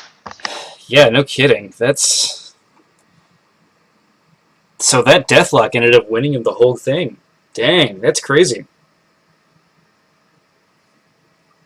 That is crazy. Yeah, there was a chance for a tie, basically. And so that's pretty much that. Yeah, I mean, Sharkbait saying that he's going to take the damage is, like, way good enough as it is, I think. Because that's, like, one of those, whoa! Okay, guys, well, that wraps up this match. Thanks for joining us for this. Man, we're going to have another match probably in about 5 minutes to just... I just got to set up another one. It's going to be El Titan versus Master Mystery. Or on the challenge it says Fapastool. So we're going to have that match probably about 5 minutes, so don't go away. I am going to stop the stream so we can just separate this out into separate videos, so feel free to check out the next match. Alright guys, welcome to the Thunderdome II! I'm your host, Koshade, and this is the Arcane Duels stream, and we're going to be showing you guys a awesome game. This is the first round of Master Mystery versus El Titan. On the forums, he's known as Fapastool. And this is going to be an awesome game. Let me just make sure they're all ready. You guys ready? And we just played an awesome game literally 5 minutes ago against Sharkbait versus Henry Ketchup. And that game was awesome. Amazing ending. Just had some crazy good stuff. Just had some crazy good, like, just solid, I guess, like, enchantments just flinging. Not, you know what? We saw some attack spells, but I don't think they really are the most important part of the game, which is probably one of the most fun things about it. Cool. Looks like Master Mystery is ready. As soon as El Titan says he's good, then we shall start this game. You don't have to take care of anything. I'll take care of you guys. It's all good. It's all good. And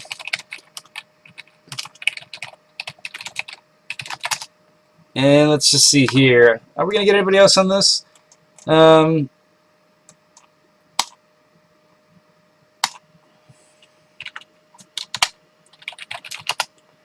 I thought Intangible might have been joining me, but it looks like he's not going to. Titan, you ready?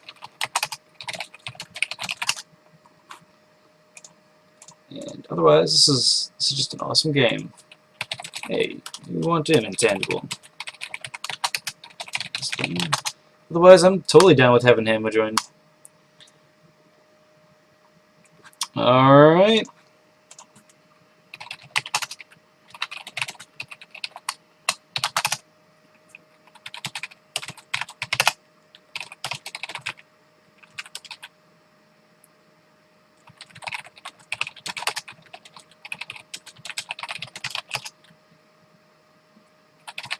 Probably not allowed. We were going to get him in, but you know what? He's actually a player in the tournament, so it's probably not a good idea. You know? But it looks like we're going to have Intangible maybe join us. So we're going to have Intangible here. Cool. Calling him up right now. And it looks like everyone's loading up the decks right now. And I'm giving Intangible a call, so he'll join us on the stream. And, hey? What's up? Intangible! What's going on, man? Not much. How you doing? Okay. 10 times better. Yeah, I know. I heard you were awfully sick. Oh, it was pretty bad, but I didn't like it, so here I am. Alright, well, let's, if you want to join. I'm going to send you the password to get in this game if you want to join it, so you can watch from your computer. Otherwise, it looks like we have, in the left corner, actually, hang on one second. I'm pretty sure anyway, because I have no way of actually telling which player is which, because they both have the same amount of life, the same amount of channel. I'm very quiet. You quiet? Let me see if I can raise your volume up at all. Yeah, sorry, we actually... Yeah, keep talking. I think you should be good now. I'm talking. Can you Cool. hear me? Can you Should hear be me? good. Should be good now. Can I Nathan's- just watch this from Octagon? yeah, I gave you the password if you want to get in. It looks like they're going to reset. Interesting. Ooh, this gives me a chance to actually find out which mage is which. Still really quiet? Alright. Let me see if it's... Why Nathan, am I so quiet? are you any better now? Am I any better now? Maybe? Maybe? Maybe. I've turned you up to max.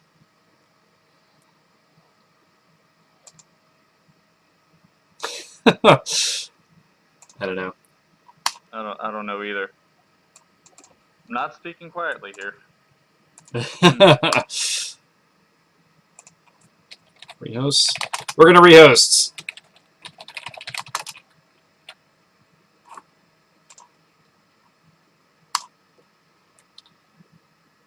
As I said, normally we just jump in and we do like a bunch of others, like we try to set it up beforehand, but this is just kind of a spur of the moment match. It was just prompt on because Thunderdome is kind of just you pick your times and you join in, so it kind of works for everyone. And they decided their time was immediately after the other one. All right. Let me just secretly give these passwords over. All right. Try. How do I sound now?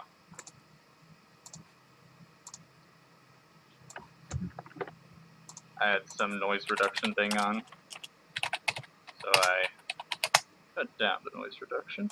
Oh yeah. And let me get you the password if you want to join. I would love to do that. Cool. Man, that last match was incredible. For anyone that watched, did you watch it at all? Did you get a chance to? I'm super sad I missed out. Dude, it was Sharkbait versus Henry Ketchup, and if you haven't watched it, feel free to watch it. It's probably on YouTube by now. Basically, there was a lot of enchantments, some attack spells, but attack spells didn't necessarily dictate the game.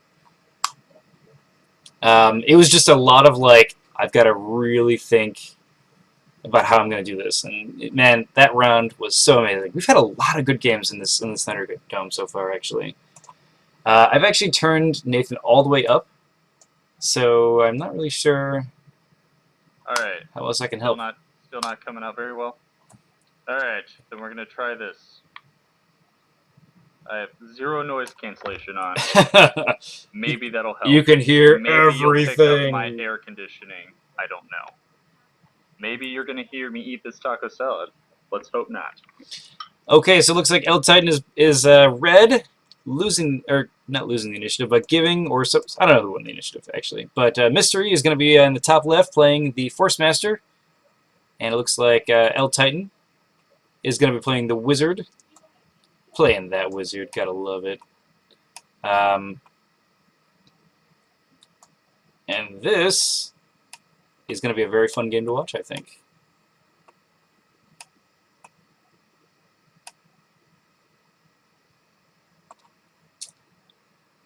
Okay, so I'm in the match. All right. Whoa! I think Nathan just needs to scream into his mic. Didn't we have the issue in that one time, that one stream? Yeah, we had that issue that one time in that one stream. It was good. How do we fix it? You just screamed. Just. All right. Okay, so it looks like the Force Master is going to start off. Master Mystery playing the Mana Flower, and they're both passing their quick cast, pretty standard stuff. Interesting choice on Mana Flower versus Mana Crystal. Yeah, you know, it's not it doesn't have the flame immunity and stuff. That's kind of an interesting idea. It is kind of interesting. I'm wondering if it's just to throw things off because the Battle Forge has flame immunity, so you pick something else, the Mana Flower that didn't have flame immunity, just to throw things off and say, if you play something with flame, it's not going to do anything against my Battle Forge. And L Titan playing the Battle Forge as well. We're going to see a double Battle Forge thing. So this could mean a lot of things, and we definitely know it means equipment. Loving where this match is going so far. Arrow, who won the last match? The last match was Sharkbait versus Henry Ketchup, and Shark barely took it on by using Deathlock. Deathlock basically won him the whole game, which Deathlock is awesome. I love that conjuration. Oh, wow. I didn't actually know that. I'm glad he said that. Basically, he cast a Deathlock, and there was a Stranglevine in the field, and the fact that Stranglevine didn't gain life meant that Shark won the game. Because pretty crazy. and the reason why Shark won the game is because of Malek's Torment. That's intense. Right? I don't think I've ever heard that before. It's a really great watch. Tournament won me the game. Like two amazing players there, and it was just a fantastic end.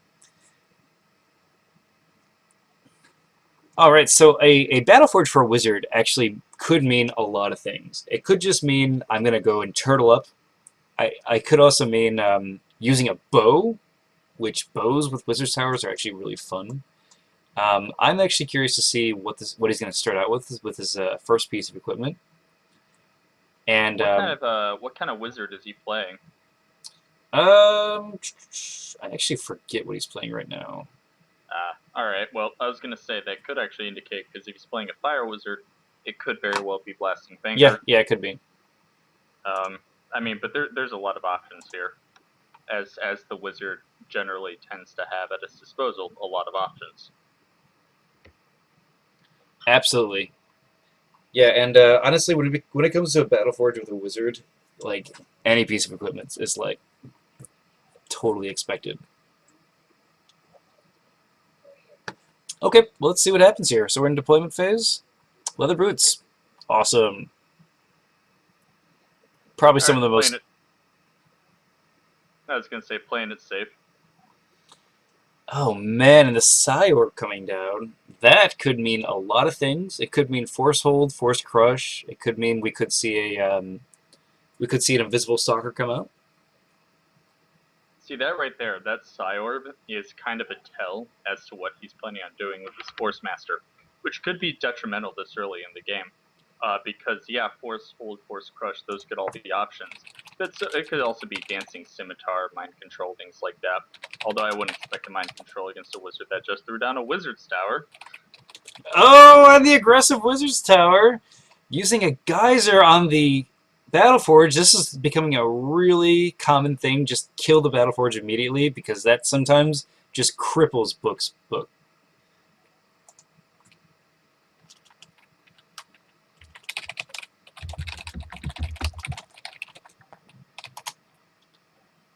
Sorry, I'm a little distracted here. I'm trying to set up the next match, actually. Yeah, no problem. And it looks like looks like he's going to attack the Battleforge with a Geyser, only dealing 3 damage because of that armor. That's not going to be enough to take the Battleforge down. That's going to be half its health, which means he's going to need another one of those Geysers in order to take it down. He's got one more spell out of that Battleforge before it's probably going down next turn. Let's see how the Force Master responds. And, this is going to be a big moment for Force Master. Can he come up with a way to destroy this Wizard's Tower before it can get another attack off? Although killing the Wizard's Tower with the Geyser on it is kind of like a sad thing.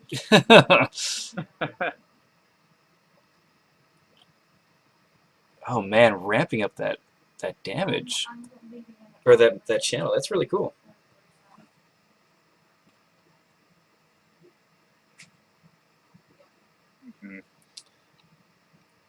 And is this going to be Surging Wave?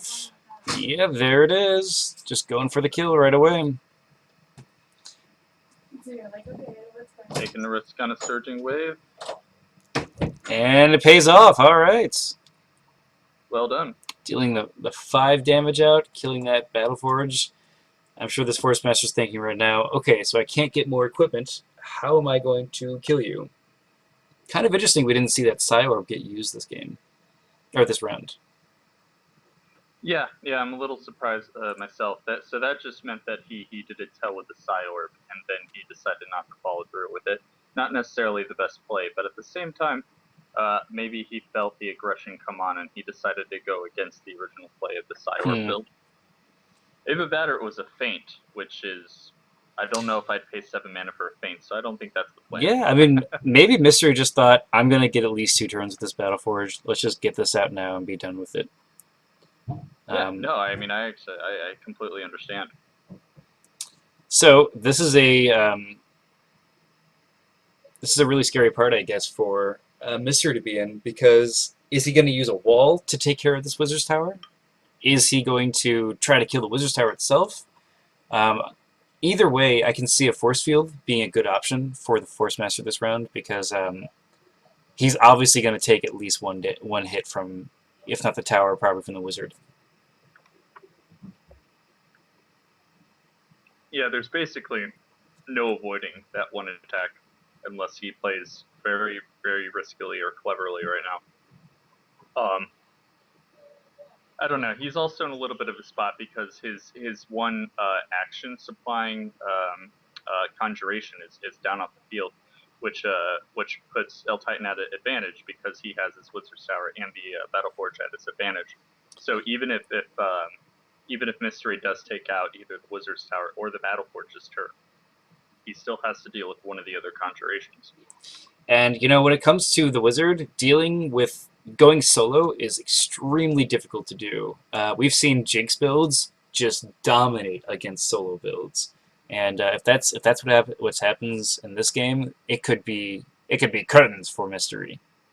Curtains!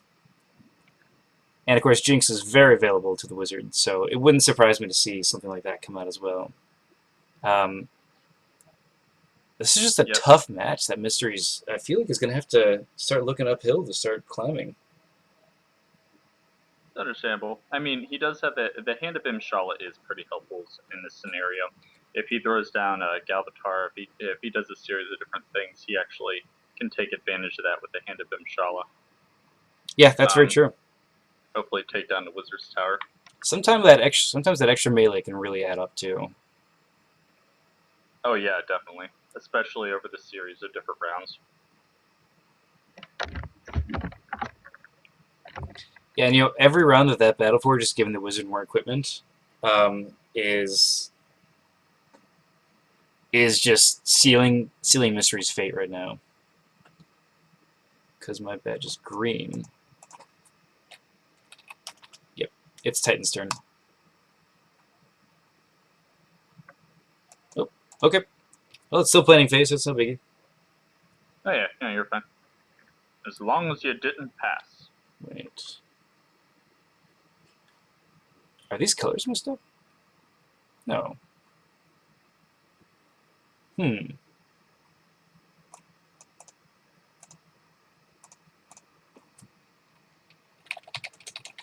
Let's see, we're on round 3 now, right? So who went first?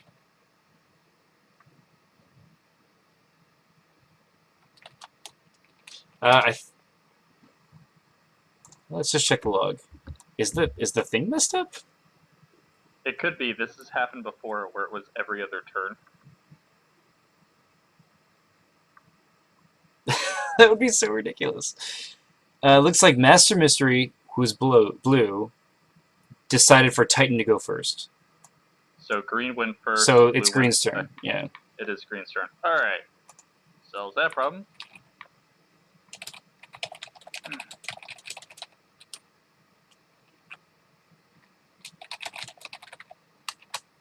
Okay. Well, that's cool.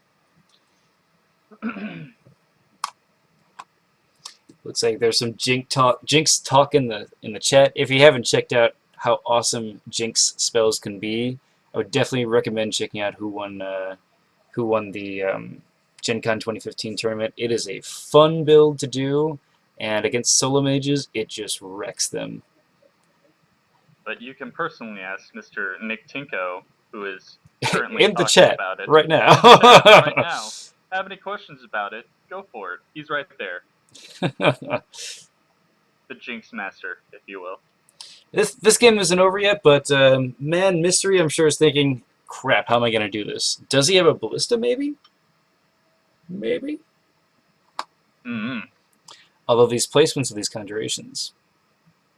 And here comes out the gloves.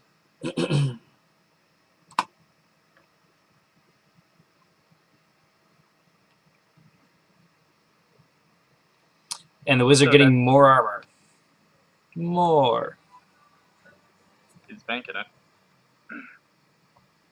So we have that second mana flower thrown down by Master Mystery. And what's interesting about that is, you know, I've been working on that strategy document I was telling you about. Yep. And I can go ahead and divulge a little bit of information so far. and that I've broken the game down into like 4 phases. And the first phase is basically all about your mana gain and your action economy. It's, you know, your opening build. And then the second phase is once the 2 players have met and started dealing with each other's objects that they have placed on the field. So while the wizard went after the Battle Forge, the Force Master responded by throwing down a mana flower. And I don't know if that was necessarily the correct play in that situation, because he was still worrying about gaining mana, while his opponent was already dealing with what he had cast. And it looks like a Force Ring going down. Man, Mystery really wants to get that mana up. Really curious to see how this turns out. Just going straight for the wizard. I can't say I disagree with Mystery's choice just to try to kill the wizard. At this point, he could see that he's already being outmaneuvered as far as conjuration, so taking the risk here is not necessarily a bad choice at all. Yeah, However, yeah, I agree. Oh, unfortunately, rolling 2 damage on 2 armor, but he does get the days off, so that is a nice thing. I'm gonna laugh really hard if Bell Titan has like a boulder or something in his hand going, ah. I guess right. He could just respond with Arcane Zap. So Wizard's Tower, any of that stuff. Yeah.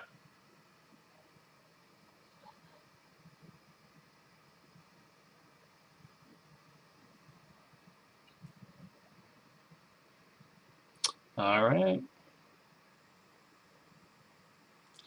Yeah, it looks like we're going to see a ballista go down, just kind of securing the battlefield, it looks like. Man, what a brutal thing to deal with right here. Oh, no. Oh, no.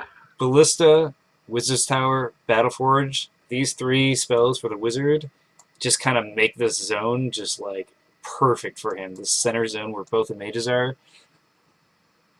Good placement on the conjurations No there, too. kidding. Because if the Force Master goes to attack the tower or the ballista, it doesn't matter. One or the other can attack them.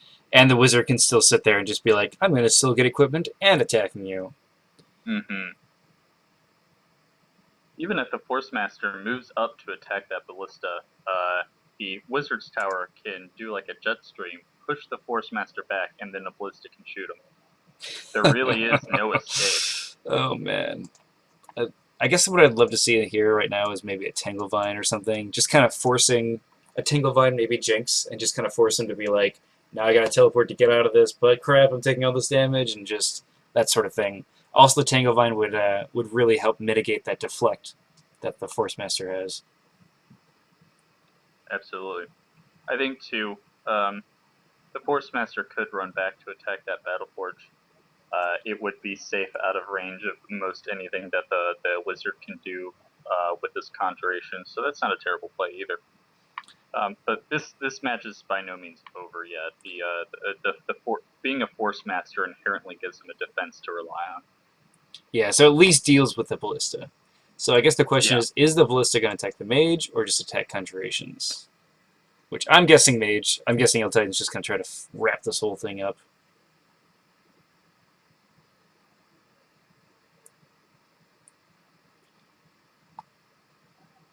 I almost wonder if Mystery should maybe just go after this Battleforge down here and try to regroup. Yeah, it's a viable strategy. Oh no! And the enchantment goes down. This could be a lot of things. Could be a Jinx, could be a Nullify, could be Enfeeble. It could be a lot of things. Force Hold, it could be... It's probably a Jinx. And he is going to use a Wall of Thorns. It's probably Rust. And the Jinx goes down. Oh, it is Jinx. Okay. Right. So he tries to throw down a Wall of Thorns, but the Jinx goes down. The Wall of Thorns is brought back to his spellbook. And then that gives just the full action. I think Mystery might be green, even though it says that he's blue because there is no red. I think I might be saying this the wrong way. Huh. Yeah, because Mystery is attacking the Bimshala. Oh man, okay. So we've had split into around this. Yeah, it's because Mystery is blue in the chat, so I figured it was blue on this, but no, because I just realized that L-Titan is red and there's green. So it's Mystery that's actually green this whole time. So, Mystery, you're in a great spot. Oh, man. We're sorry, guys. Wow. And here comes the Flame Blast, getting 2 damage and a burn. Well done. I think that's why Mystery was confused with Initiative, because he was also looking at that color, and he's like, wait a minute, what does this mean? You know what I mean?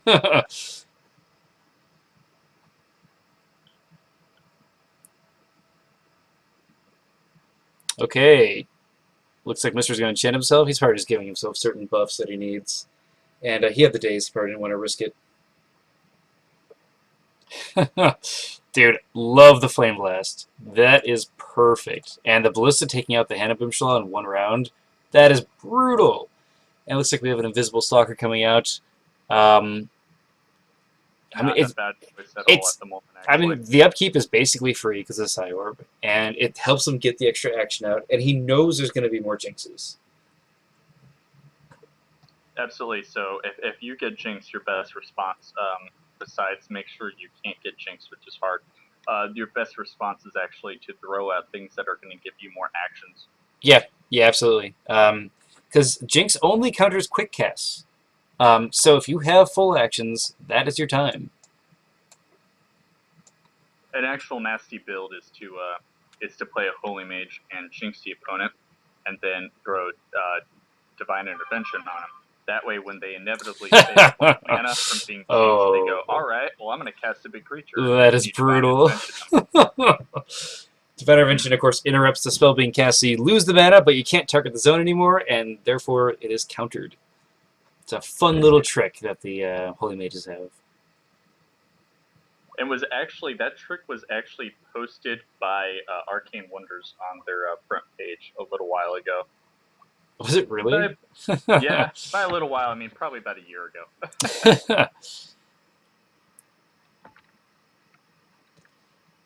So L-Titan's in the tough spot, and Mystery, man, and the Force Master staying in the zone to cast his creature still put him in that big attack zone kind of like triangle that that Mystery wants Titan to be in.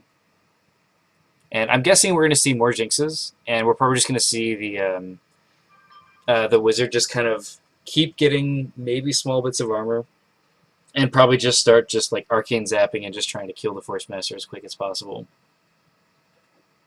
I can see that.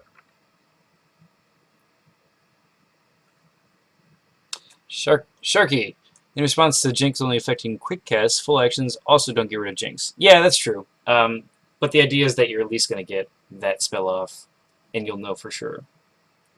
I don't know. It's just, and it's useful to know that, I guess.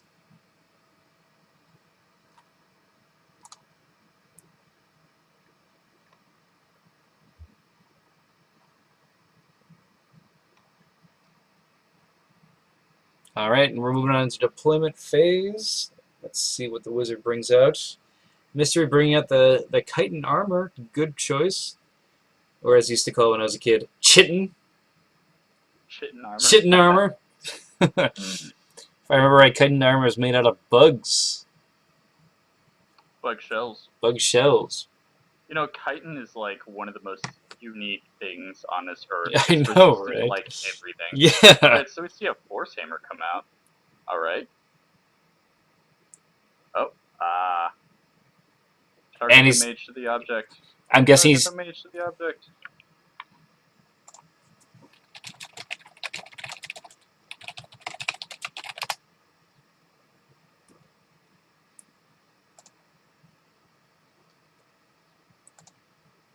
Yeah, if you just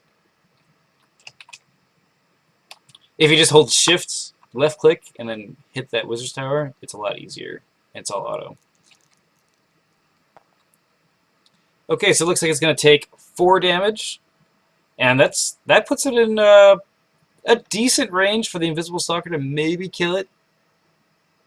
It's possible. I mean, it has a less than statistical chance, but only by about a die. die in half. Yeah, exactly. So, you kind of have to hope it's for those possible. crits. Yeah. Which, to kill a Wizard's Tower, you do kill both the tower and the spell attached to it, so that is kind of nice. The unfortunate part is by not killing it, that Wizard's Tower is going to probably get to go before he can really do much about it, because if he activates the Invisible Stalker now, he'll just get blown apart by the Arcane Zap of the Wizard. Oh, going in there and doing it himself.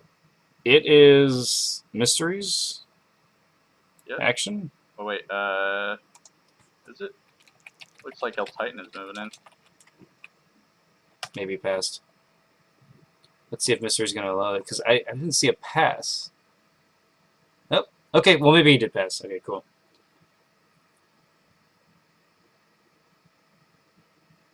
Oh, wow. What a punch.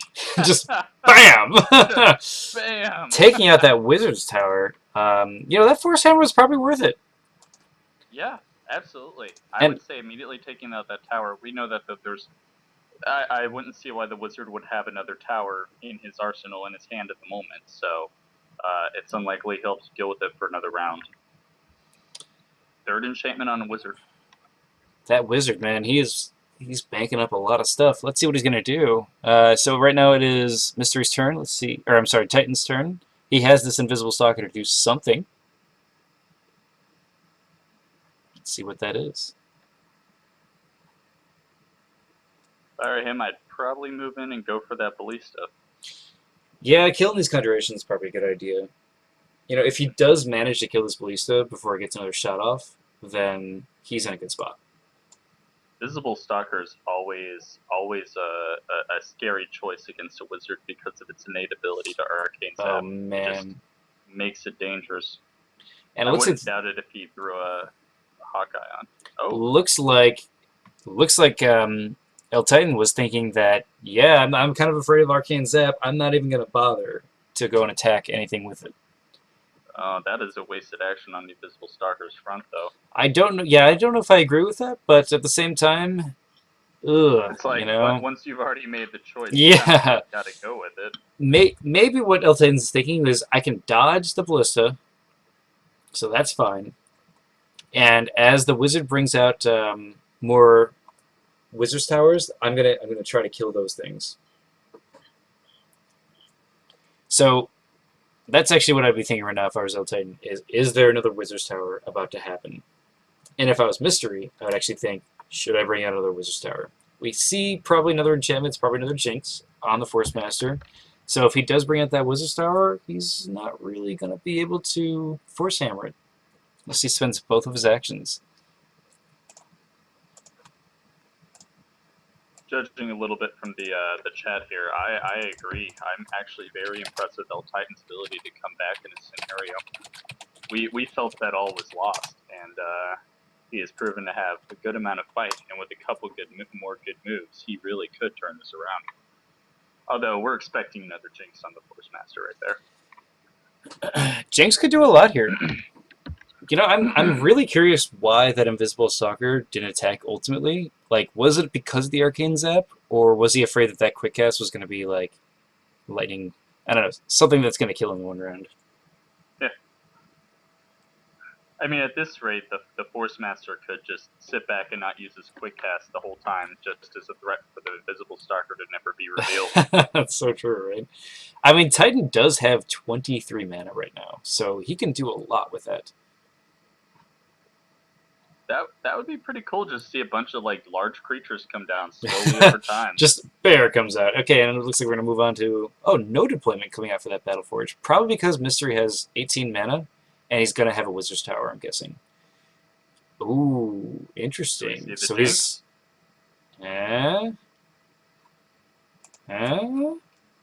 Deal?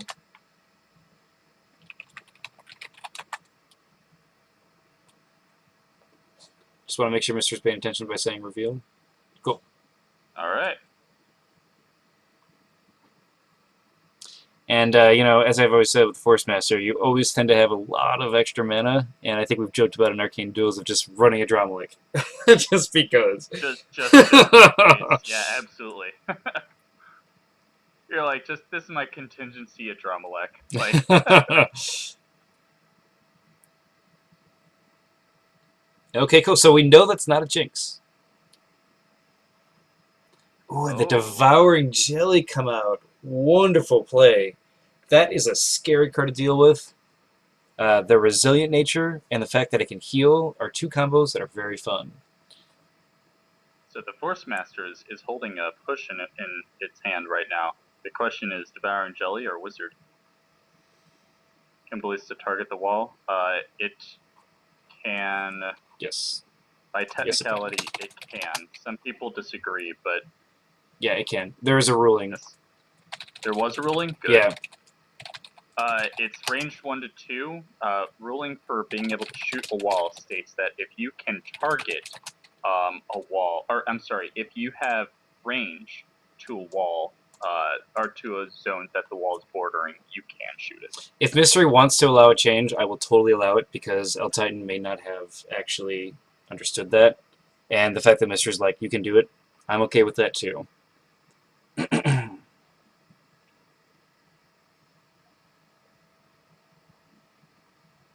I mean, ultimately, it's still a good choice because it does prevent the Ballista from being able to shoot his creatures. It buys a round, which, I mean, Absolutely. that basically buys 2 rounds if you want to look at it, because the Ballista takes 2 rounds to load.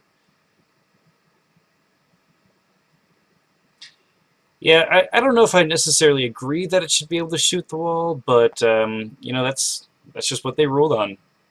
There was actually a huge forum post, and in the end, Aaron was like, yep, we're ruling it, it's that. And he said he's going to put it in the next, like, update. I mean, logically, it makes sense. Why would it not be able to shoot the wall? Right. That's the other question I had. Akira's hammer is not able to shoot the wall right in front of it. That's right. So what is it able to shoot then? What happens to the boulder that it launches? It just disappears.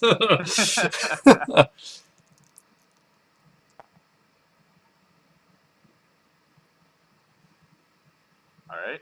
El Titan just dealing 2 damage to the wizard. I'm sorry, 1 damage, 1 critical. Man, that 4 armor stacking is really dangerous if you don't have those acid balls out.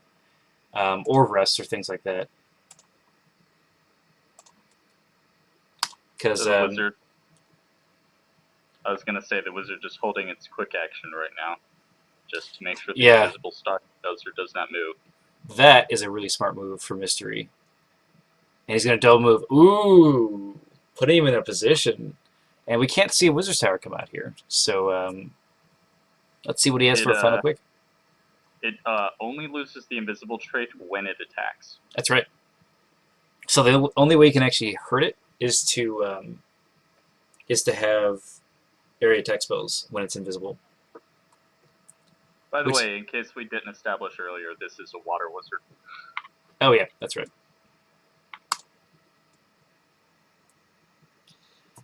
Sharky's saying you should bring out Sardonyx if you're a Force Master. That would be mean. On the Force Master. It looks like he's going to pay one mana to use Arcane Zap, and the Force Master is going to pay 1 mana to dodge, and he does successfully dodge. Awesome. The use of their minor abilities. Yep.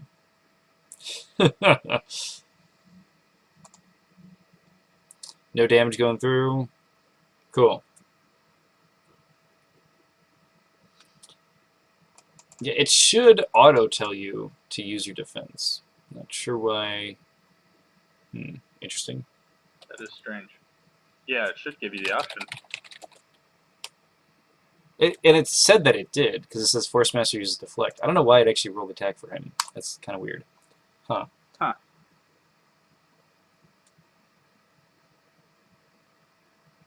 Okay. And we're got kind of an interesting standoff here. On the one side, we have a Devouring Jelly that can probably be dodged by the Force Master each round. And we have a Ballista that's waiting to be loaded, and we have down here Invisible Stalker like, I need to get rid of your equipment. I suppose what I'd like to see out of the Force Master right now is either dissolve the chitin and use some acid balls to weaken up this armor here, or get some rust on and dissolve the chitin. Either way, I think keeping the chitin on and using acid ball is the wrong choice here. Yeah, I can see that. I think right now, not worrying about the chitin. I think that his response should be Force Orb, because inevitably that wizard's probably going to knock him down so the devouring jelly can attack him. Mm-hmm. Force Orb will help, or Force Sword rather, and then a grizzly bear. That would be Out of the Force Master? Yeah, that's my response. I would love a Grizzly. Grizzly would be so fun. I mean, he has 30 mana, so he could feasibly do it. I'm really curious to see what Titan's going to do with this mana. Like, very, very curious.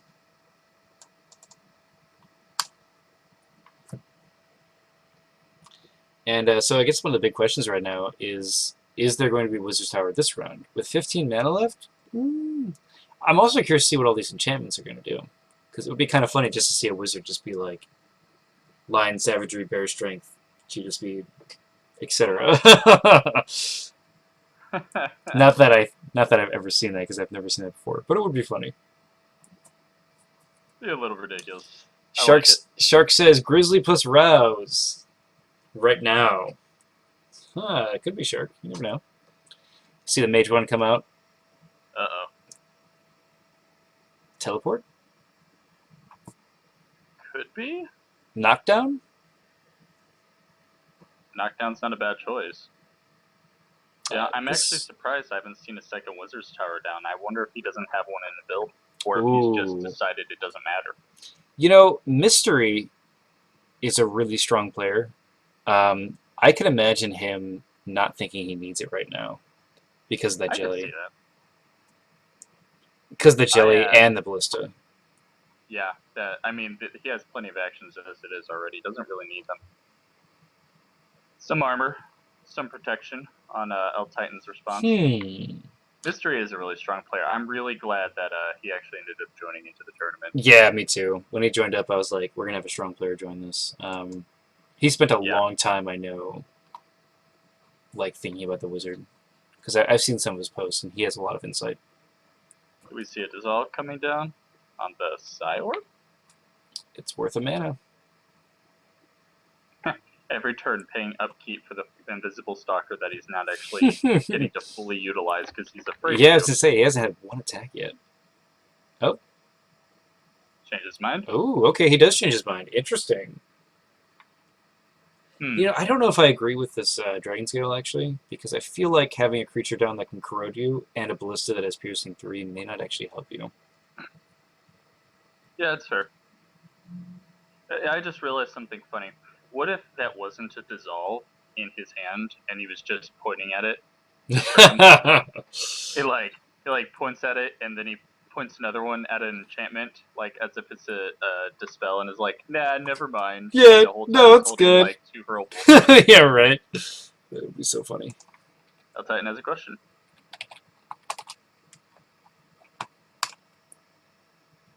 Daze is psychic.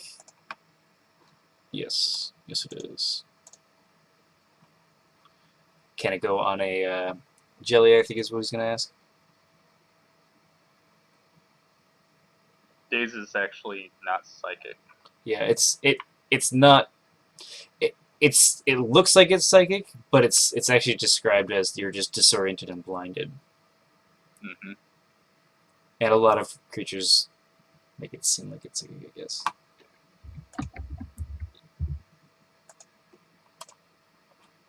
So you can use it against like skeletons and stuff like that.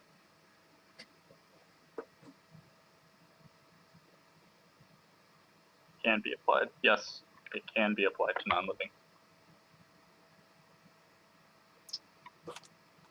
Disoriented, off balance, however you want to put it, Daze does make sense.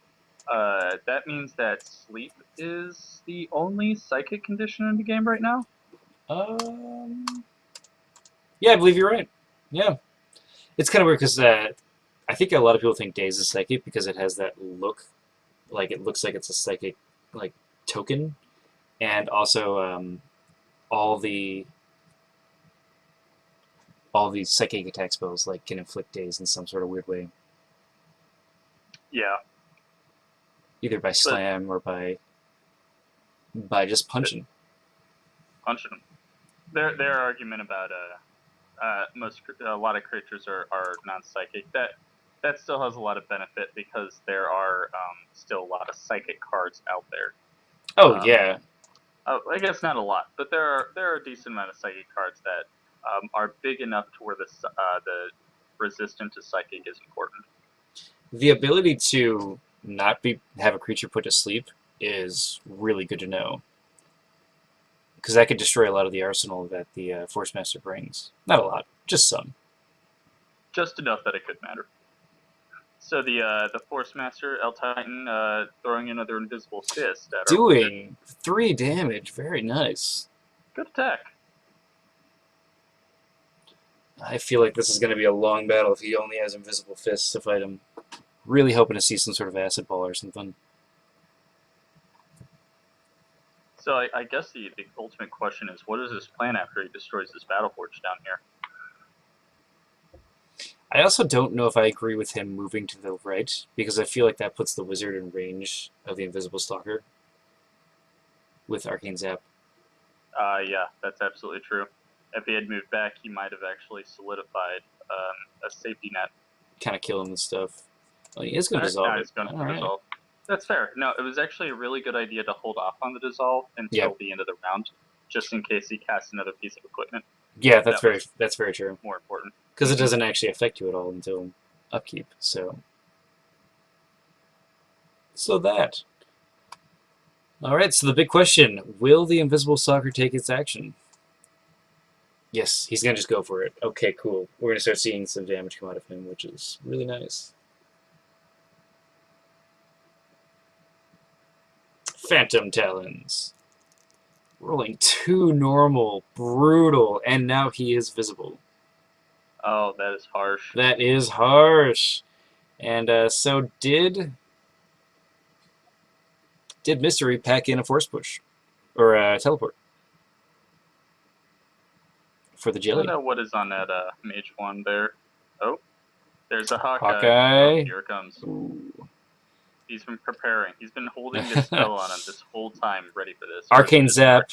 Arcane Zap, of course. Zap Arcane Zap, of course, being ethereal, just goes right through Invisible Stalker. Dealing 5 damage. Man, that is brutal to take. The minute he brings him out, just 5 damage. Oh, man. Yeah. He was waiting on it. He was waiting on it.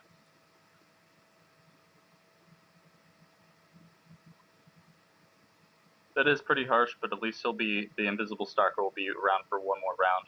Yeah. He's going to move the Devouring Jelly over here. As long as the Force Master keeps moving and the Wizard doesn't pull any Force Push or Teleport shenanigans, he'll be safe from the Devouring Jelly. But, you know, eventually he's going to pull one of those shenanigans, so. Man, I am really curious to see what El Titan has in his arsenal to deal with all this armor, because that armor is really hurting him a lot. Absolutely. A couple Acid Balls would be helpful. I mean, the Chitin armor is dangerous, so you're right. Your previous statement of Dissolve plus Acid Ball is absolutely necessary. And with all the mana he has at his disposal. Yeah. Yeah, absolutely. I mean, looking at 32 mana, you can pretty much cast what you want. I'm kind of curious to see what this enchantment is on the Force Master. I wonder if it's actually a decoy, and he was trying to get him to, like, not cast a quick spell. I could see it. Thinking that he was gonna pull a Jinx on him. Yeah.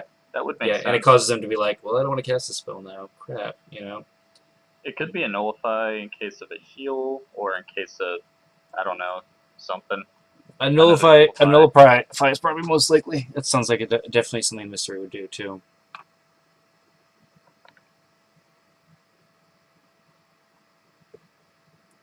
Well, I'll be back after these commercial breaks, and I plugged my laptop in because I forgot to charge it like a noob. It's okay. So, Koshade, pretend to be a commercial while I'm gone.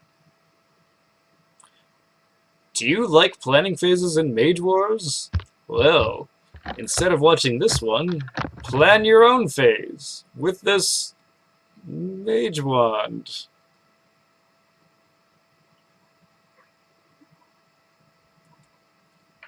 Couple it with your Battleforge, and you can cast this Mage Wand anywhere you want, at any time. All right, moving on to deployment. Looks like there is going to be nothing coming out of this Battle Forge. And I'm thinking right now, just on this Mage One's probably a teleport. He probably just wants to move this Devouring Jelly to be able to do damage all the time. And if that Stalker shows itself, he'll just go, alright, you showed yourself? Bam! Mage 1 sells for 5 mana. And I'm back. Hey! I didn't hear the whole thing, but I heard something about planning phases. That was good. That's right. What was it a commercial for? Mage 1s. Mage ones. Ah, yeah. Yeah. Good. Yeah, Sharky wants to know how much it is. It's 5 mana. You could send... 5 mana. Oh, looks like Titan does get the deflect off, so it's not going to actually roll damage. Looks like he's... Okay, when it attacks you, it actually gives you a prompt to roll it. I don't know if it's working or not, because it seems like every time the Bliss attacks him, it's not automating it. So I wonder if he's like not accepting it or something. I don't know. Oh, there it is. Force Master uses deflect. Wow.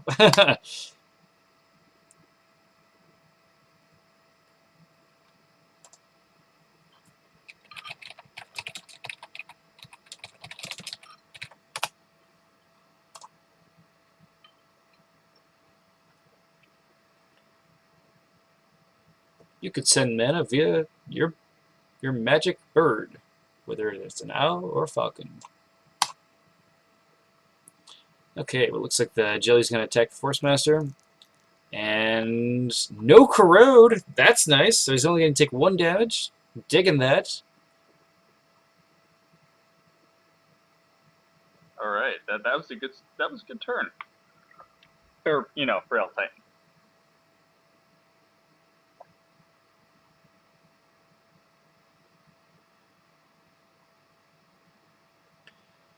Sharky, you're a warlock. You're looking for the mage wand. Do you accept bats? I only accept bats if they have a 6-up rot, because I know what kind of bats you try to peddle, but that's not acceptable.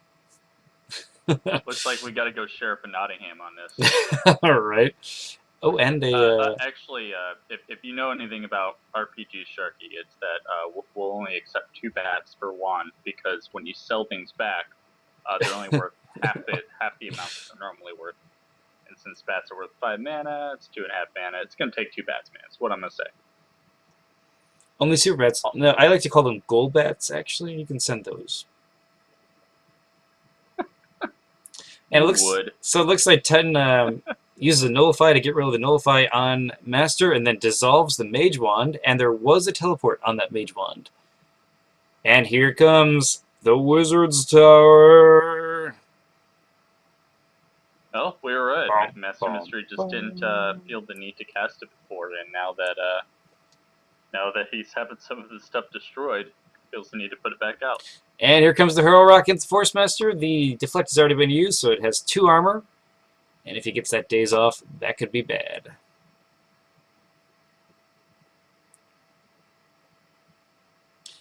Let's see, Shark. My character's score bonus is too low. Yeah, I mean, well, you're dealing with the merchants here.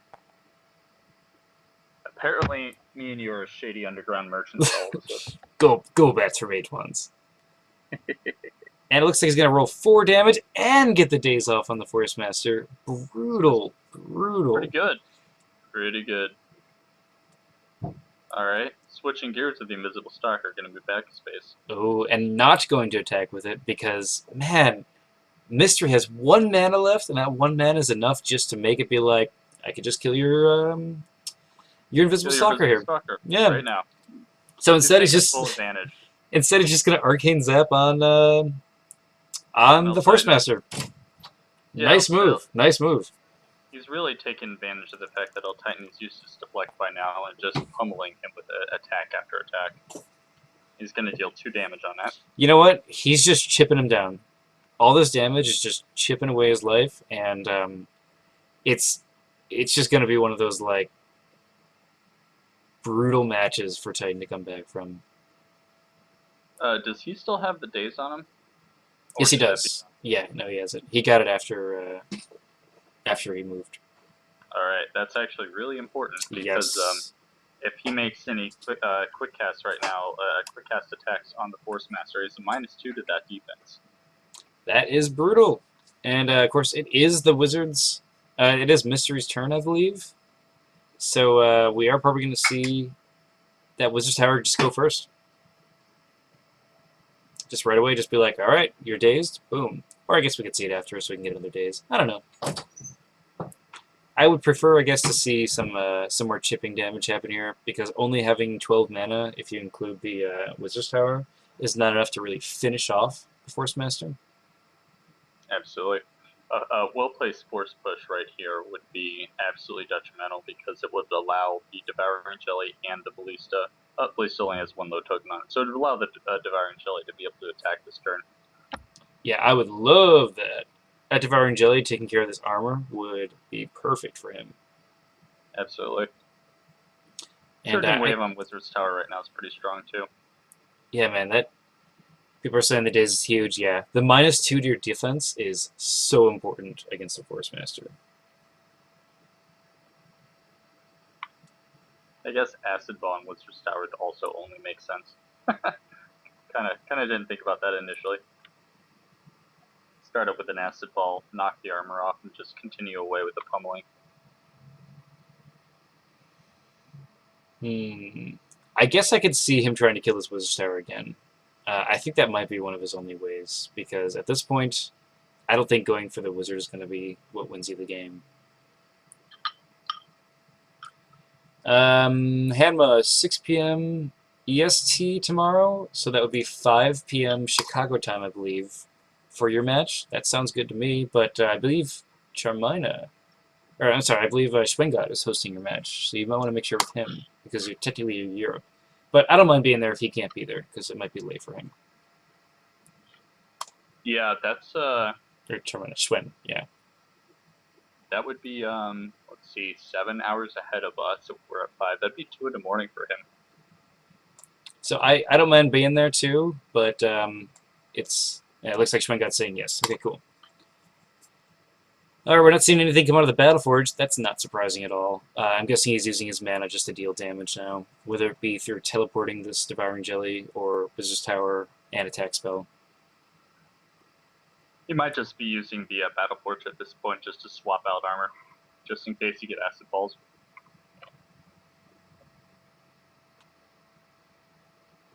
But yeah, if you do it 6 p.m. tomorrow, it'll be 5 o'clock Chicago time, and I will be there.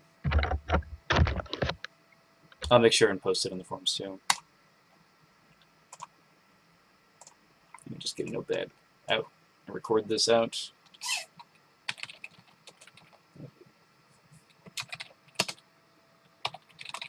Cool.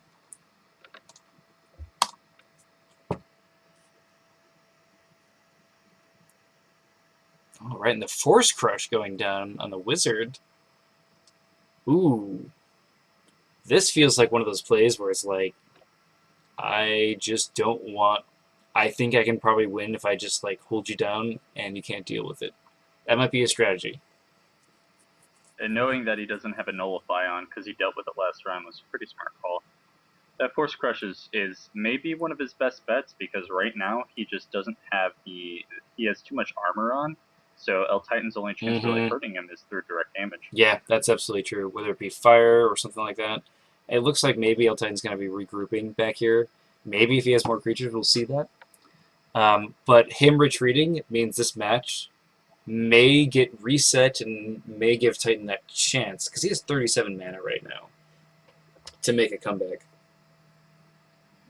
37 mana on the Force Master. Man, you can cast whatever you want. Yeah, man, that's like an Andromeda and a half.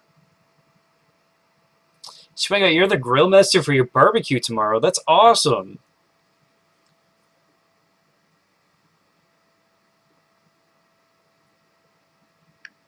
Schwenga just having all the responsibilities of the fun stuff. No kidding, Schwen. Sometime when you come out here, you have to grill. For us. He's the grill master. He's He the grill truly master. is. Yeah. He truly is David Hasselhoff. What kind of spells would the grill master have? Because I'm assuming you're some sort of mage here. You know. I guess in some sort of fire. Flame blast. Flame blast. Flame blast. Flame blast. Battle forge. And that's it. So which half of Drumelec? Probably the one with sweeping, and the armor, but no health or flying. Right. You know, I always thought it was kind of weird that you could make a Dromlek into I think you can anyway, a zombie, because I think it's not epic, but you can do legendary.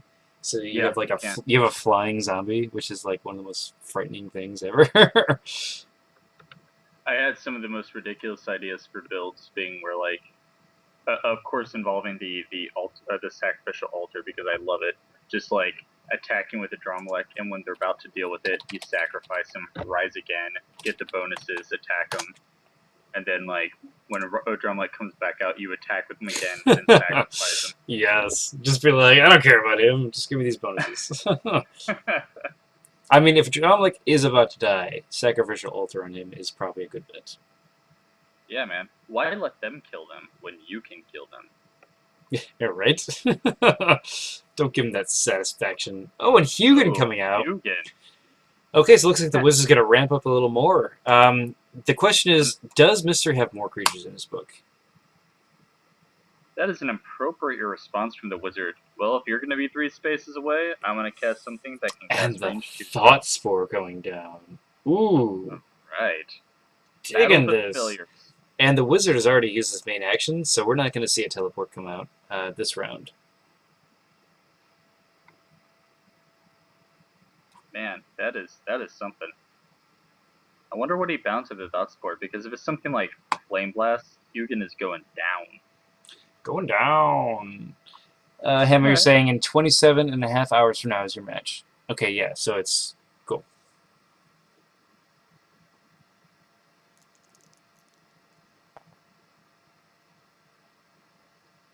Alright, but he's still only dealing 3 damage to the Mana Flower, which for something wow. Yeah. If it doesn't one-shot it, that is a brutal thing to look at. Hey.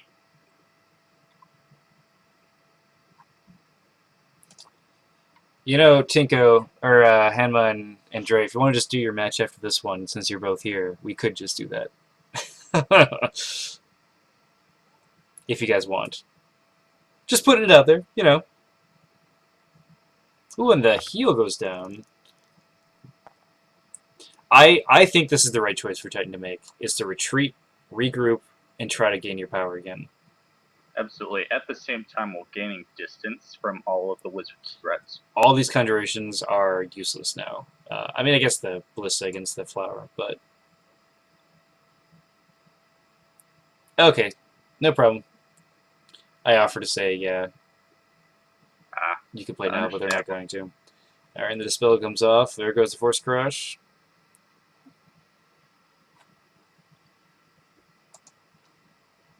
Well, I mean, I don't know about Schwenk, but I think both me and you are available tomorrow, basically at any time.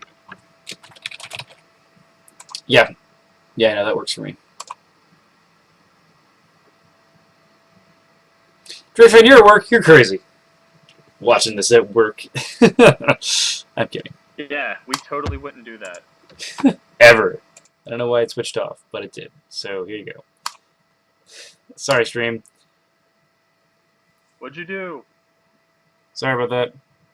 Should be back on. Sometimes OBS is a little odd. I've actually been thinking about getting different software. Oh no. Not the famous OBS. It's a free software. Because, you know, if we get other software, we can stream on Twitch and YouTube and stuff. So it'll be fun to do. Which, if anybody's watching, just so you guys know, we tend to stream Mage Wars games a lot of the weekdays at like 8:30 at night Chicago time. So if you guys want to join us in the stream and play then, you're more than welcome to. We also have some exciting developments coming up between us and Arcane Wonders. Oh yeah, that stuff. That'll be fun. Oh yeah, that stuff. It's gonna be good.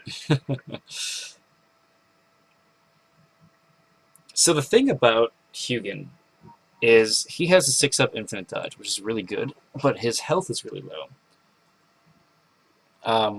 So if you manage to just get some sort of unavoidable on him, you can usually kill him, is what I've been finding.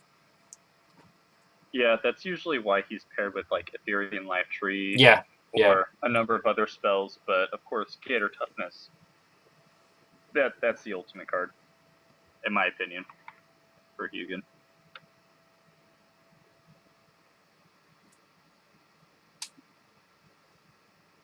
Okay. I'm just gonna mute this while I drink some water.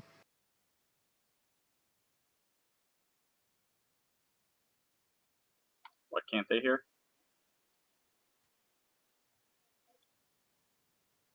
Oh. All right. And Nick, no, we cannot tell you about it yet.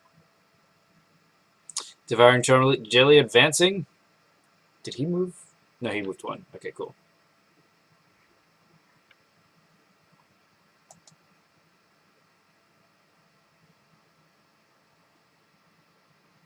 I don't know. If I were El Titan, I think I would throw another Thought Spore down. I think if he has the other Thought Spore, he definitely should run it. I would take Thought Spore. It's basically now or never. Yeah. I'm really curious to see what he put on the Invisible Stalker, because it can imply a lot of stuff. Ooh, and he looks like the wizard's just going to say, nope, I'm going to kill it right now. With... He's taking the risk. What is he going to do here? Arcane Zap! Oh, alright, well. Dealing 6 damage! Oh, man. Whoa. On the brink of death. Very nice. If Hugin moves over and force pushes the Thoughtspore into the wall, it's cursed. Just brain matter Squishes exploding. It the wall. I actually learned the other day that mind spells aren't like how Arcane comes, where it doesn't come from Voltari. It comes from, what is it, the unnamed one or something like that? The nameless. The nameless one, that's right. Kind of cool. That's why all the Force guys are kind of weird looking in their own way. Ooh, getting in range of the Wizard's Tower. Interesting. Oh, so he casts a Sniper Shot. So its attack is unavoidable, and then he's going to follow it up with what from the Thoughtspore? The Force Hammer. Force Hammer. I mean, even with Sniper Shot, that's like that's 1 point more than Hugin costs. Right? You know, he actually set this up right. If he doesn't kill Hugin, which he just did, then that Wizard's Tower does get a chance to kill the Thoughtspore. But according to this now, actions, he's going to be able to move this Thoughtspore and get out of range of both the Ballista and the Wizard's Tower. And he'll have initiative next round. That gives him a little bit of a higher chance of getting to use the Thoughtspore again. Yeah, absolutely. This is risky, though, because this is almost forcing him into a trade, and when you're behind like this, like El Titan is, you don't want to put yourself in a trading position. You want to get on top. You know, I would love to see right now a blur in Titan's quick cast phase to blur the Thoughtspore, forcing the wizard to have to move closer. And then I guess you could just Force Hammer all the conjurations, but that's going to take some time.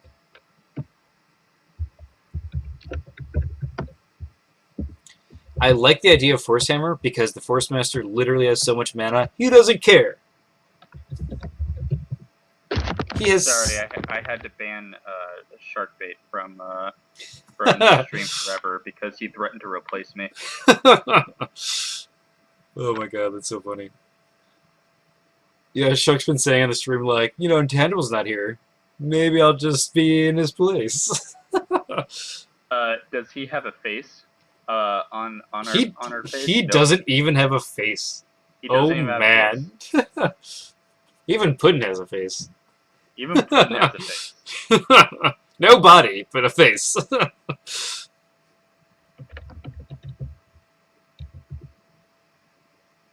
It's not the rest. It already has.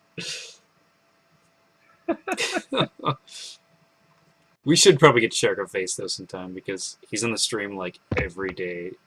You know, also, I don't know, maybe he can replace me if he can ever beat me. Oh! Ooh, a challenge! It should be noted that I don't like talking smack, but when it comes to Sharkbait, you just have to breed him down as much as you can. Exactly. That's so true. Schwingut joining would be awesome. Schwingut, we play when you're asleep. maybe maybe on the weekends, but you know.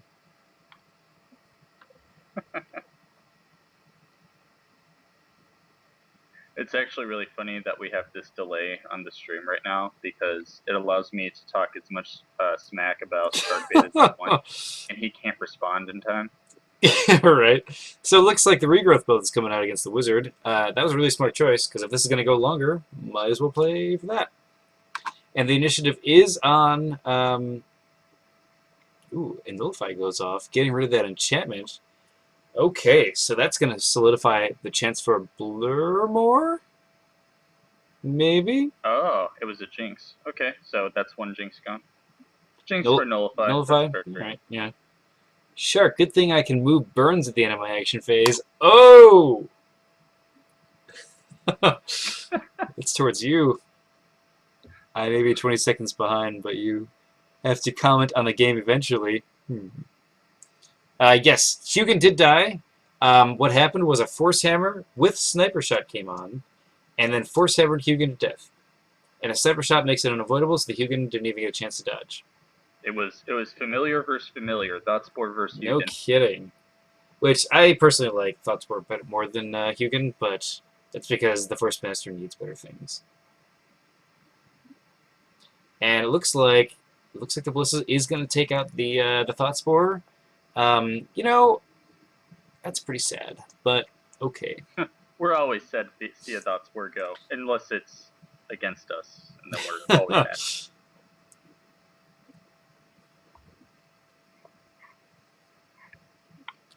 I agree. Thoughtspore is consistently known as like a creature we wish was better. Yeah, I wish it just had one armor. Like that would make it so fun. This is the I like to call it Wizard's Tower Light, but it's really just awesome. Yeah, pretty much. So we have a Gorgon Archer on the Wizard side. Oh, a second Thoughtspore. Loving it. Would have loved to have seen this last round, but you know, the Sniper Shot was probably better option. Man, Titan is really playing hard here. I'm liking it. Does not want to give up, and for good reason. Yeah. So but eventually he's going to run out of spaces to escape to. What I would like to see, yeah, I know, right? What I would like to see Titan do is just move up to the top left corner, and just focus on the Ballista, and then start moving in on the Wizard's Tower more, and try to just kind of change and just move around it. Granted, that Gorgon Archer is going to cause some problems, but ooh, taking advantage of the Invisible Stalker, digging it. Has no quick cast left. Well done. Let's see what the attack rolls. Just get a free 5 damage. Oh, that's awesome. gonna negate that regrowth build for a little while. That was well worth the risk. Although that's disappointing. It didn't go down on the Devouring Jelly. 5 critical damage on the Jelly would have been awesome. Oh man, that would have been sweet. Especially since the Devouring Jelly can't really eat anything right now. I guess the Force Master, but.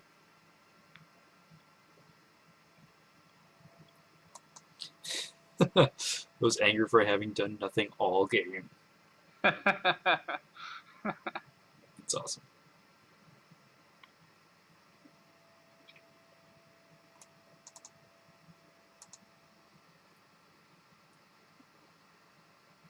You know, Deathlock is slowly becoming my favorite conjuration in this game.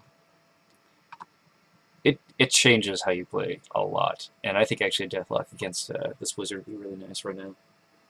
I think it's funny how mine and your favorite conjurations are both dark conjurations. Deathlock and Sacrificial Altar. Sacrificial Altar, that card. It's my favorite right now. It will certainly change. I mean, I'll get over it eventually. No, I'm not saying it's bad to have that as your favorite, but I don't think it's the best card, but it's fun. That's okay. My favorite creature right now is the Syrian Cleric.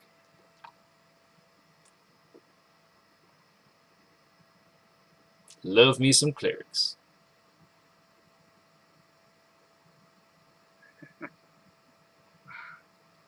So what do you think is on this thoughts war? Well,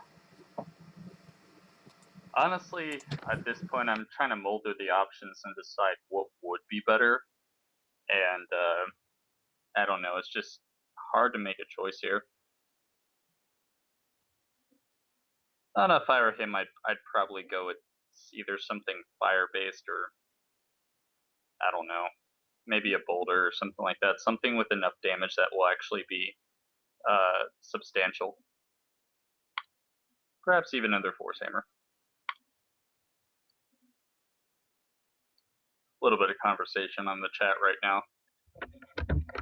Looks like a little bit of Wizards smack talk here. What's up? Had to go wait for a second. I realized you were gone, so I kept talking. Alright, so we see a jet stream being shot at the dot spore. So he's planning on just hitting it and throwing it to the wall. With no armor, that's very Ooh, and he gets a daze off. Oh, that is harsh. Dude, 3 damage, Thought spores are brutal when they take damage, and one of the things I'm really excited for with Academy coming out is Gator Toughness. And he's gonna do 4 damage, killing it. No, that probably speaks death for Titan. This reminds me of the very first Majors tournament that was still in apprentice mode, and there's one guy who's just laughing and laughing because he was playing a wizard against some guy's warlock build, and the warlock build threw down a Dramalek, and he just put a jet stream on his wand and just jet streamed Dramalek over and over again. And That's it was so hilarious. Fun. That's so fun, man. And this was before like Acid Ball or any way to really deal with armor on creatures. So imagine if he had Acid Balled him, he would just pulverize a Dramalek. Oh man, that would be hilarious. Because that's like one of the few ways you can actually deal with him. Yeah, Jetstream is I feel like it's not often used unless you're a wizard, but it certainly has its uses. So the question is, does Titan have any more creatures in his book? Because he has 30 mana. I suppose at this point in time, an elemental wand with force hammer on it would just be nice. Yeah, I mean Mystery does have 9 damage on him, so if he had a way to deal with all that armor. And there's the Nullify. On the strike. All right. Nullify being revealed to counter what? A decoy. Okay. Well done. So the decoy actually, does the decoy generate? It does not gain 2 mana. You need to know that. Not that it matters with his 30 mana.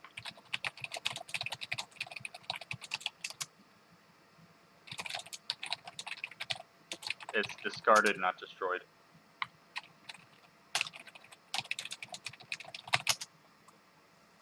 Yep.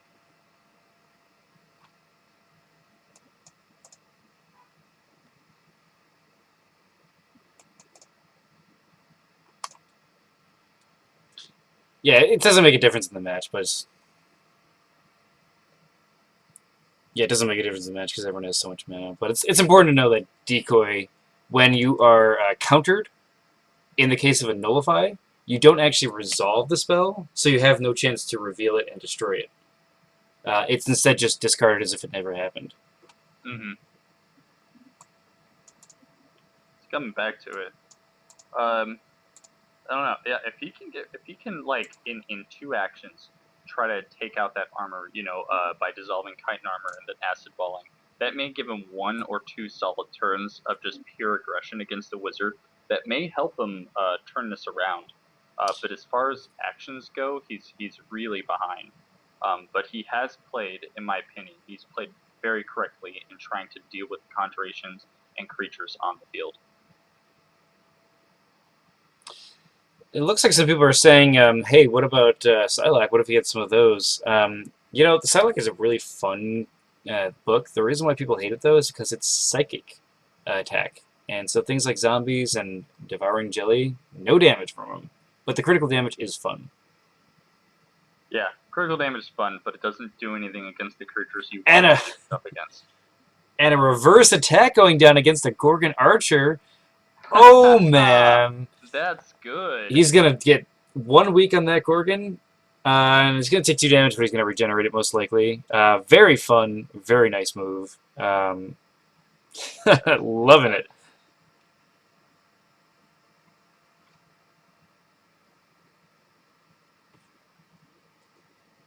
But the Psylocke is fun against things that are not immune to psychic attacks.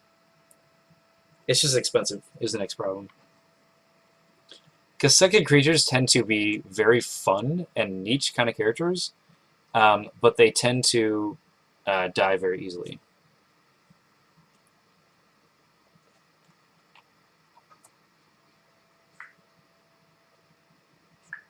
That's my observations anyway.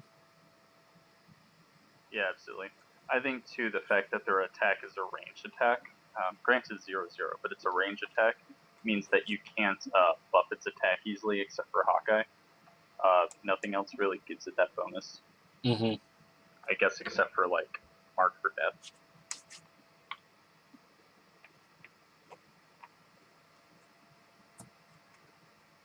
Mark for Death. It's a range attack, right? So Hawkeye can work. Yeah, Hawkeye and Mark for Death. That's about it. That'll work on it. Which, I mean, if you're having 4 critical, that's actually really good. It's just getting there. Exactly. I guess you could run like 4 or 5 of them, and then like Mark for Death and be like, all right, go, you know? Yeah, actually, that would be pretty effective. Running 4 of those guys, Mark for Death, and just kind of swarming. Saying they don't just get, I don't know, burned out of the sky before they can do anything. Which most likely is going to happen. It's, yeah, having a Thought Spore that isn't enchanted to protect it is basically death in my experience. Yeah.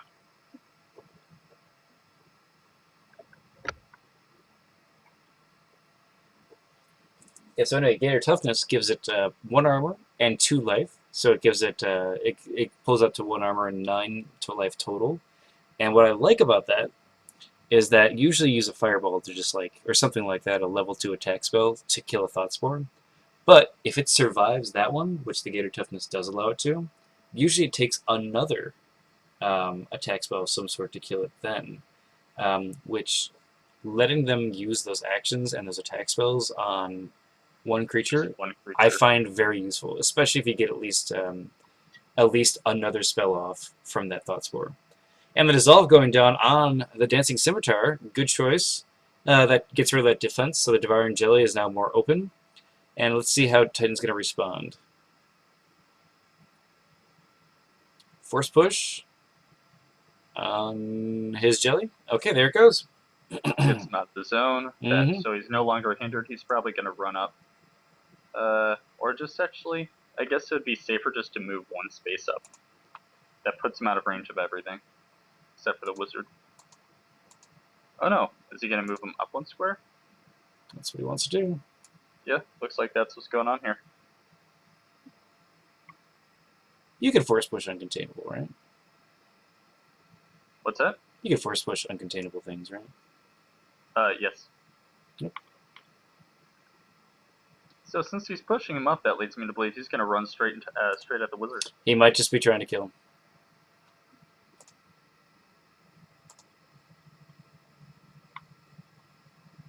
I'm going to be honest. If I were a Force Master in this situation, I probably would have given up by now, but that's only because of my style. Force Master is extremely aggressive and burns out, and then it's done. But L Titan's plays as a Force Master, I'm very impressed with how he's holding out like this. And oh my. Oh, barely misses that. Doesn't. Dang. But rolls nothing and a weak on the Master Mystery rolls. So it's just 0 damage and 1 weak. Oh, not 0 damage. Reveals a rust. Oh, yep, there it goes. Okay, cool. So he is going to deal some Sorry, damage. The I read weak that is wrong. probably more detrimental than anything. We've already Yes, seen El that Titan week attack a few is times. brutal to deal with. Absolutely. So going back to it, I mean, ultimately, yeah, I'm very impressed with this Force Master play. Let's see if we see a teleport here from Master. Teleport or a Force Push would be really nice. Because basically he has 6 mana on that Wizard's Tower, and that Ballista ready to shoot, so he could just get off a bunch of attack spells here. Yeah. And I'm wondering what that card there is on a Gorgon Archer. Could it be a charm, or maybe could be a charm or a mind control? Mind Control would be interesting.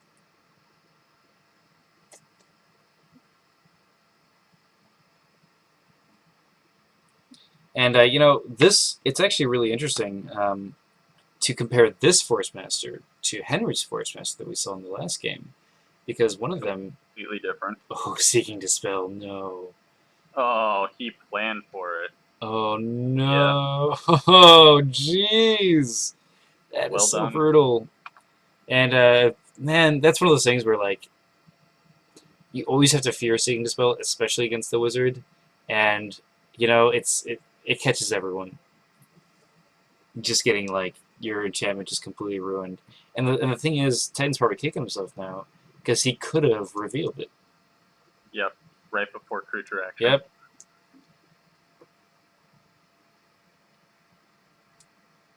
This is some arena match, but yeah, I mean the big differences, of course, between Henry's Force Master and Titan's is we're seeing a lot more creatures come out of Titan, and while in Henry's we saw a lot more control and trying to keep you where you are and then manipulating you from there.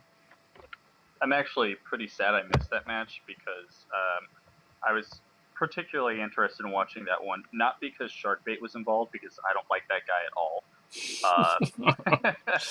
But I really like Henry Ketchup's Force Master a lot, and I think with a lot of fine tuning, it could be competitive. Like I honestly, wholeheartedly believe that. Yeah, I agree with that. I think the way that he used to, or it runs it, I guess, in general, is just really useful. Okay, looks like he's going to attack the Wizard's Tower with his Invisible Stalker. Digging that play. He's going to deal 3 damage. All right.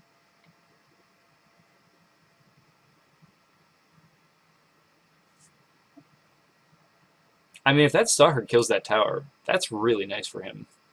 Like, this game isn't completely over. We could still see something come out to take care of this Gorgon, and we could see Purify just get rid of all these weaks at once. Absolutely. It's gonna make a risky plan of Ballista versus the Invisible Stalker. And it's incorporeal. You have to roll all 1s, right?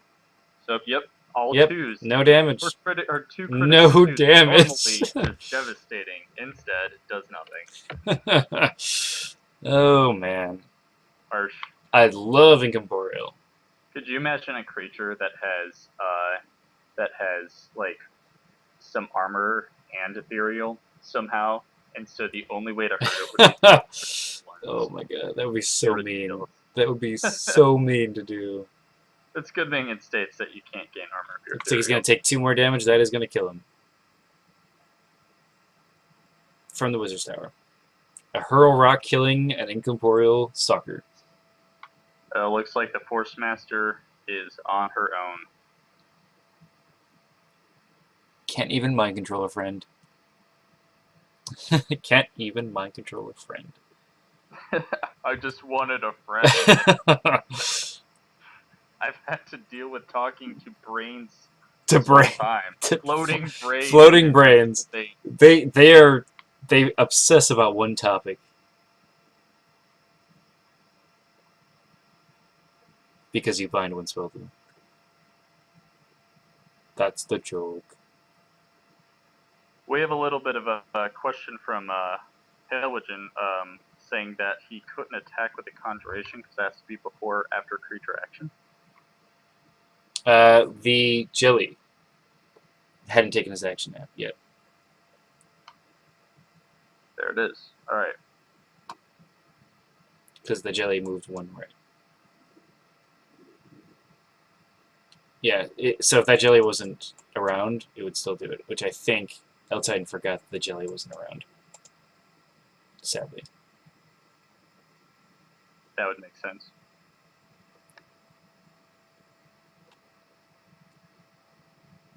So there's your answer. I have no idea how to pronounce your name. I'm going to call you Hale. Hale had an awesome Hale- match this Hale morning.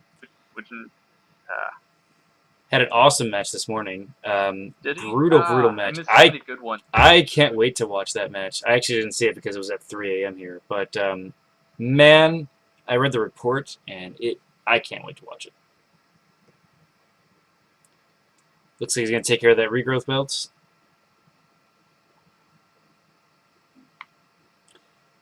Hi, Yafix. What's up? You're amongst What's up, the man? legends. Sharkbait's a legend now. When did this Hey. happen? You're that Sharkbait? Oh yeah, I don't think I told you this, but a charm goes down against the Gorgon. Really cool. Okay.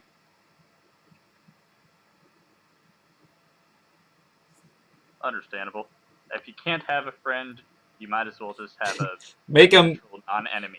make them have a crush on you. That's what charm is. They don't want to talk to you because they're afraid of you because they have a crush on you.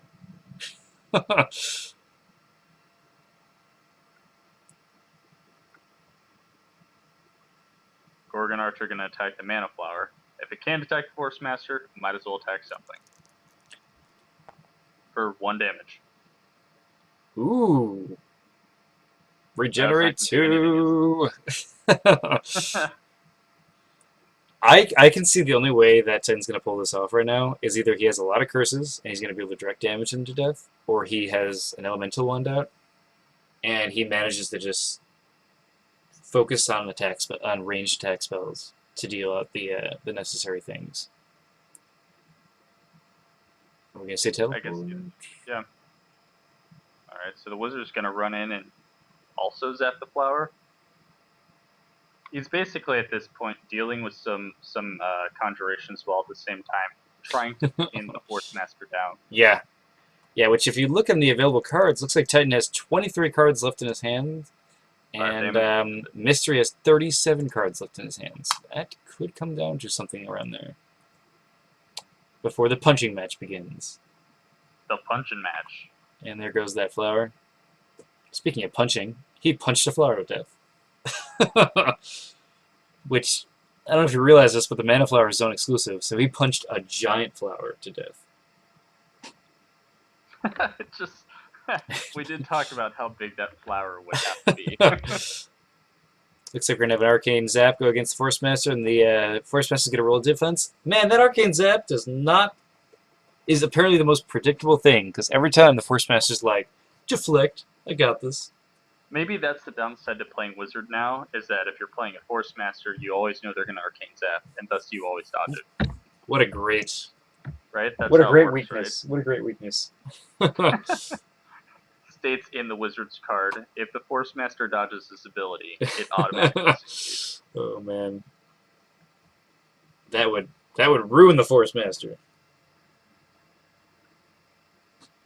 Yeah, the defense is not Force Spell.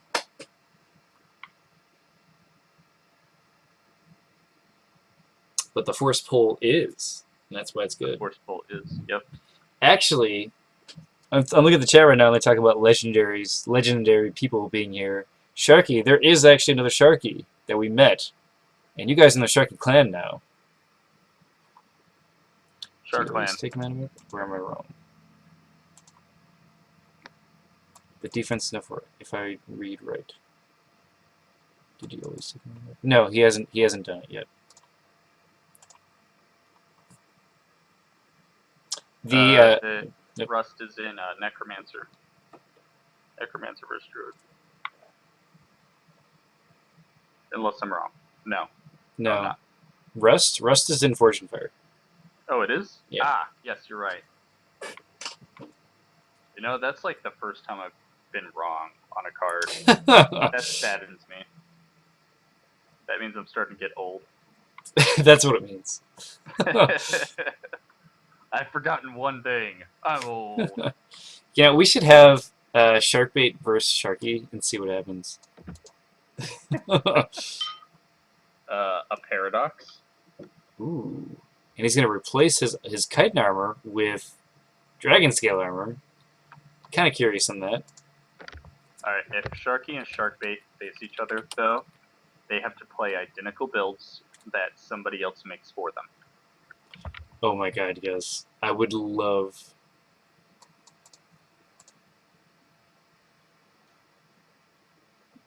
Oh man. Mystery is... Okay, so what happened is basically Mystery tried to play something out of the Forge. He chose the wrong card, and he didn't want to replace his chitin, so he just like took the turn back, and Titan's not saying anything against it, so I don't have a problem being like, you have to do this because you played it, because I think that's not fun.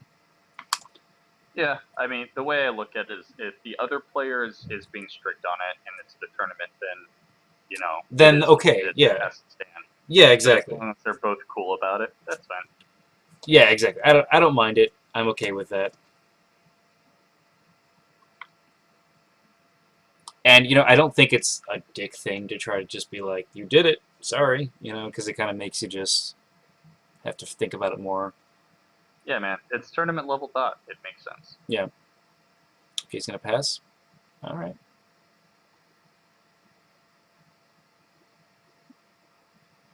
So, Sharkbait, are you trying to say that you are twice the Sharky that the other shark is? Problem is that I'm both Sharky and Shark. He was only Galvatar has come out. Shark, honestly, I think we need... Oh, so Galvatar comes out, and he's going in for the thrust, which has piercing 2. Effectively bring him down to 2 armor. He does have 2 weak tokens, though. Rolling 2 dice. No damage is going to come from that. That is so unfortunate.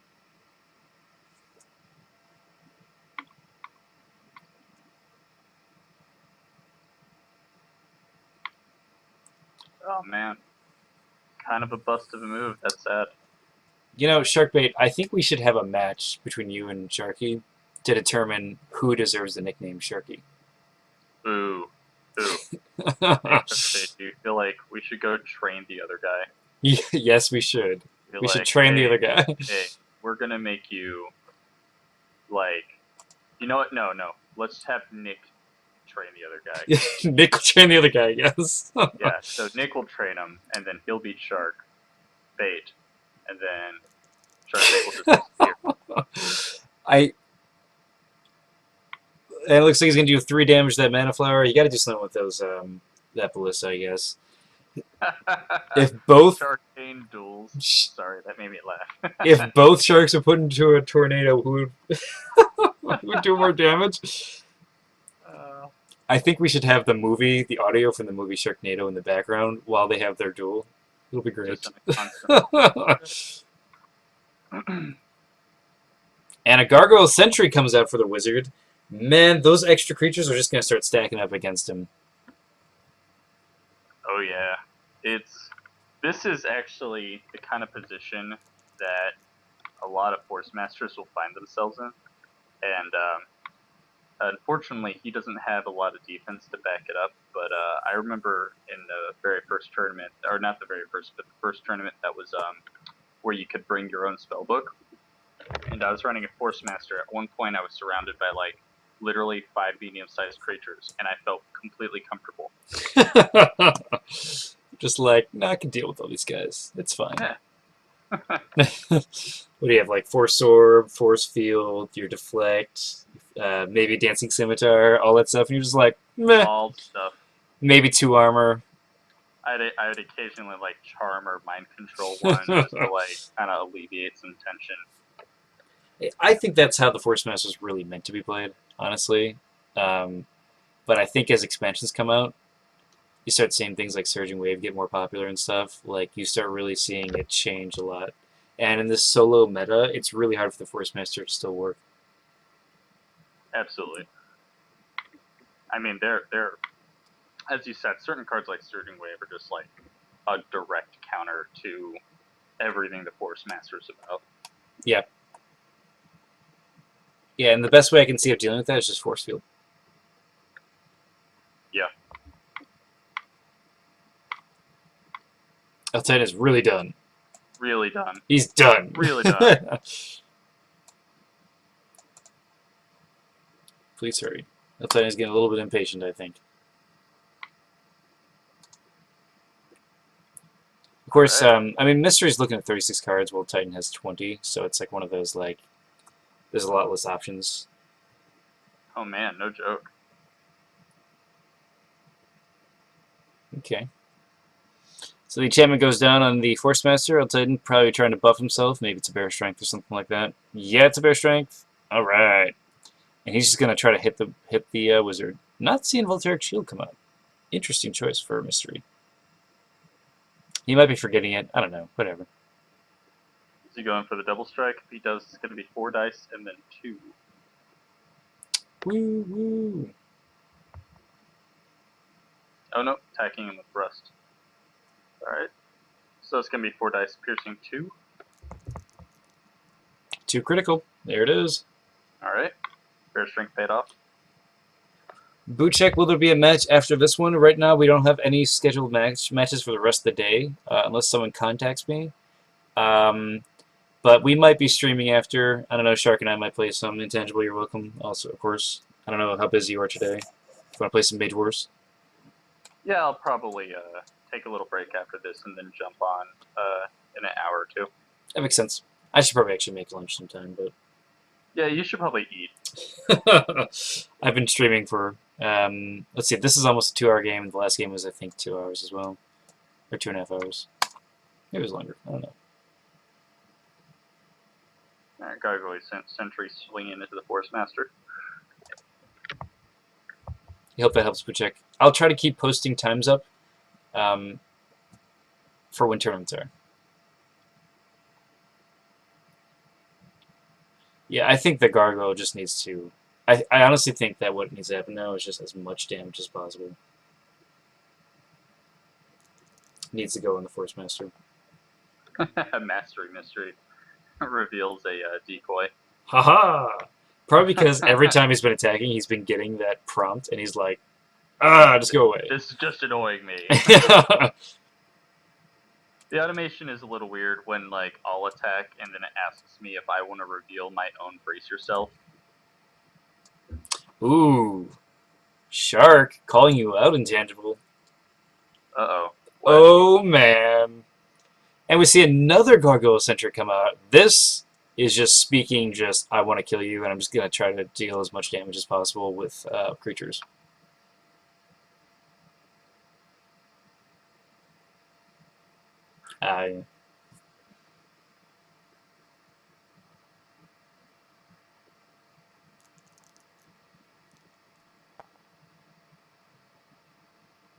Does not get the dodge, and it's going to take 4 more damage with that 2 armor. 6 damage total off of 1 Arcane Zap. I think he's done that before. That's pretty impressive. I'm dead, man. And falls over. Alright. And that concludes this match between Titan and Master Mystery.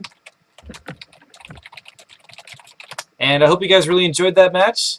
Let me see if I can pull up our standings here right now. Nope, you know what? Well, I just want to point out, good game, guys. That was awesome. L Titan, that was, as a Force Master, I'm really happy with how you fought back. And there was like 2 points where it looked like you could have actually swung the advantage in your favor. Alright, so right now it looks like Sharkbait is going to go on to the next round, and then we still have Arxodux and Ariane to play. They're going to be playing next Saturday, next week. And Mystery just won, so we still have Grit versus Agrax, which they have not actually committed to a time yet, so we'll be waiting on that. In the European bracket, it looks like Kijin has won over Chaos. That was a great game. Hale won this morning against July. And Charmina beat Jack Smack, so we have a Hanma versus Dre fan game going on tonight. So that's the schedule right now for Thunderdome. Thanks for checking out these games. This game will be up on our YouTube as soon as we can process it through, which should be today or tomorrow. Hope you guys enjoyed it. Intangible, you want to lead us out? What's that? You want to lead us out? Yeah, probably. Just real quick, John Chief. Yes, we will post these to YouTube, so you can watch them. All right. Yeah.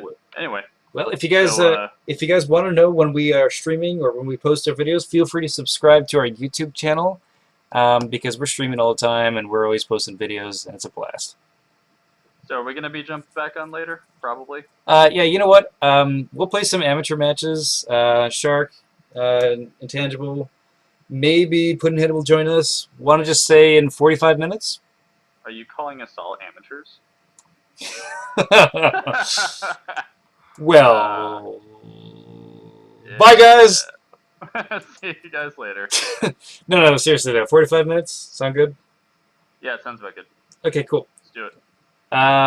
Thank you guys again. Adios.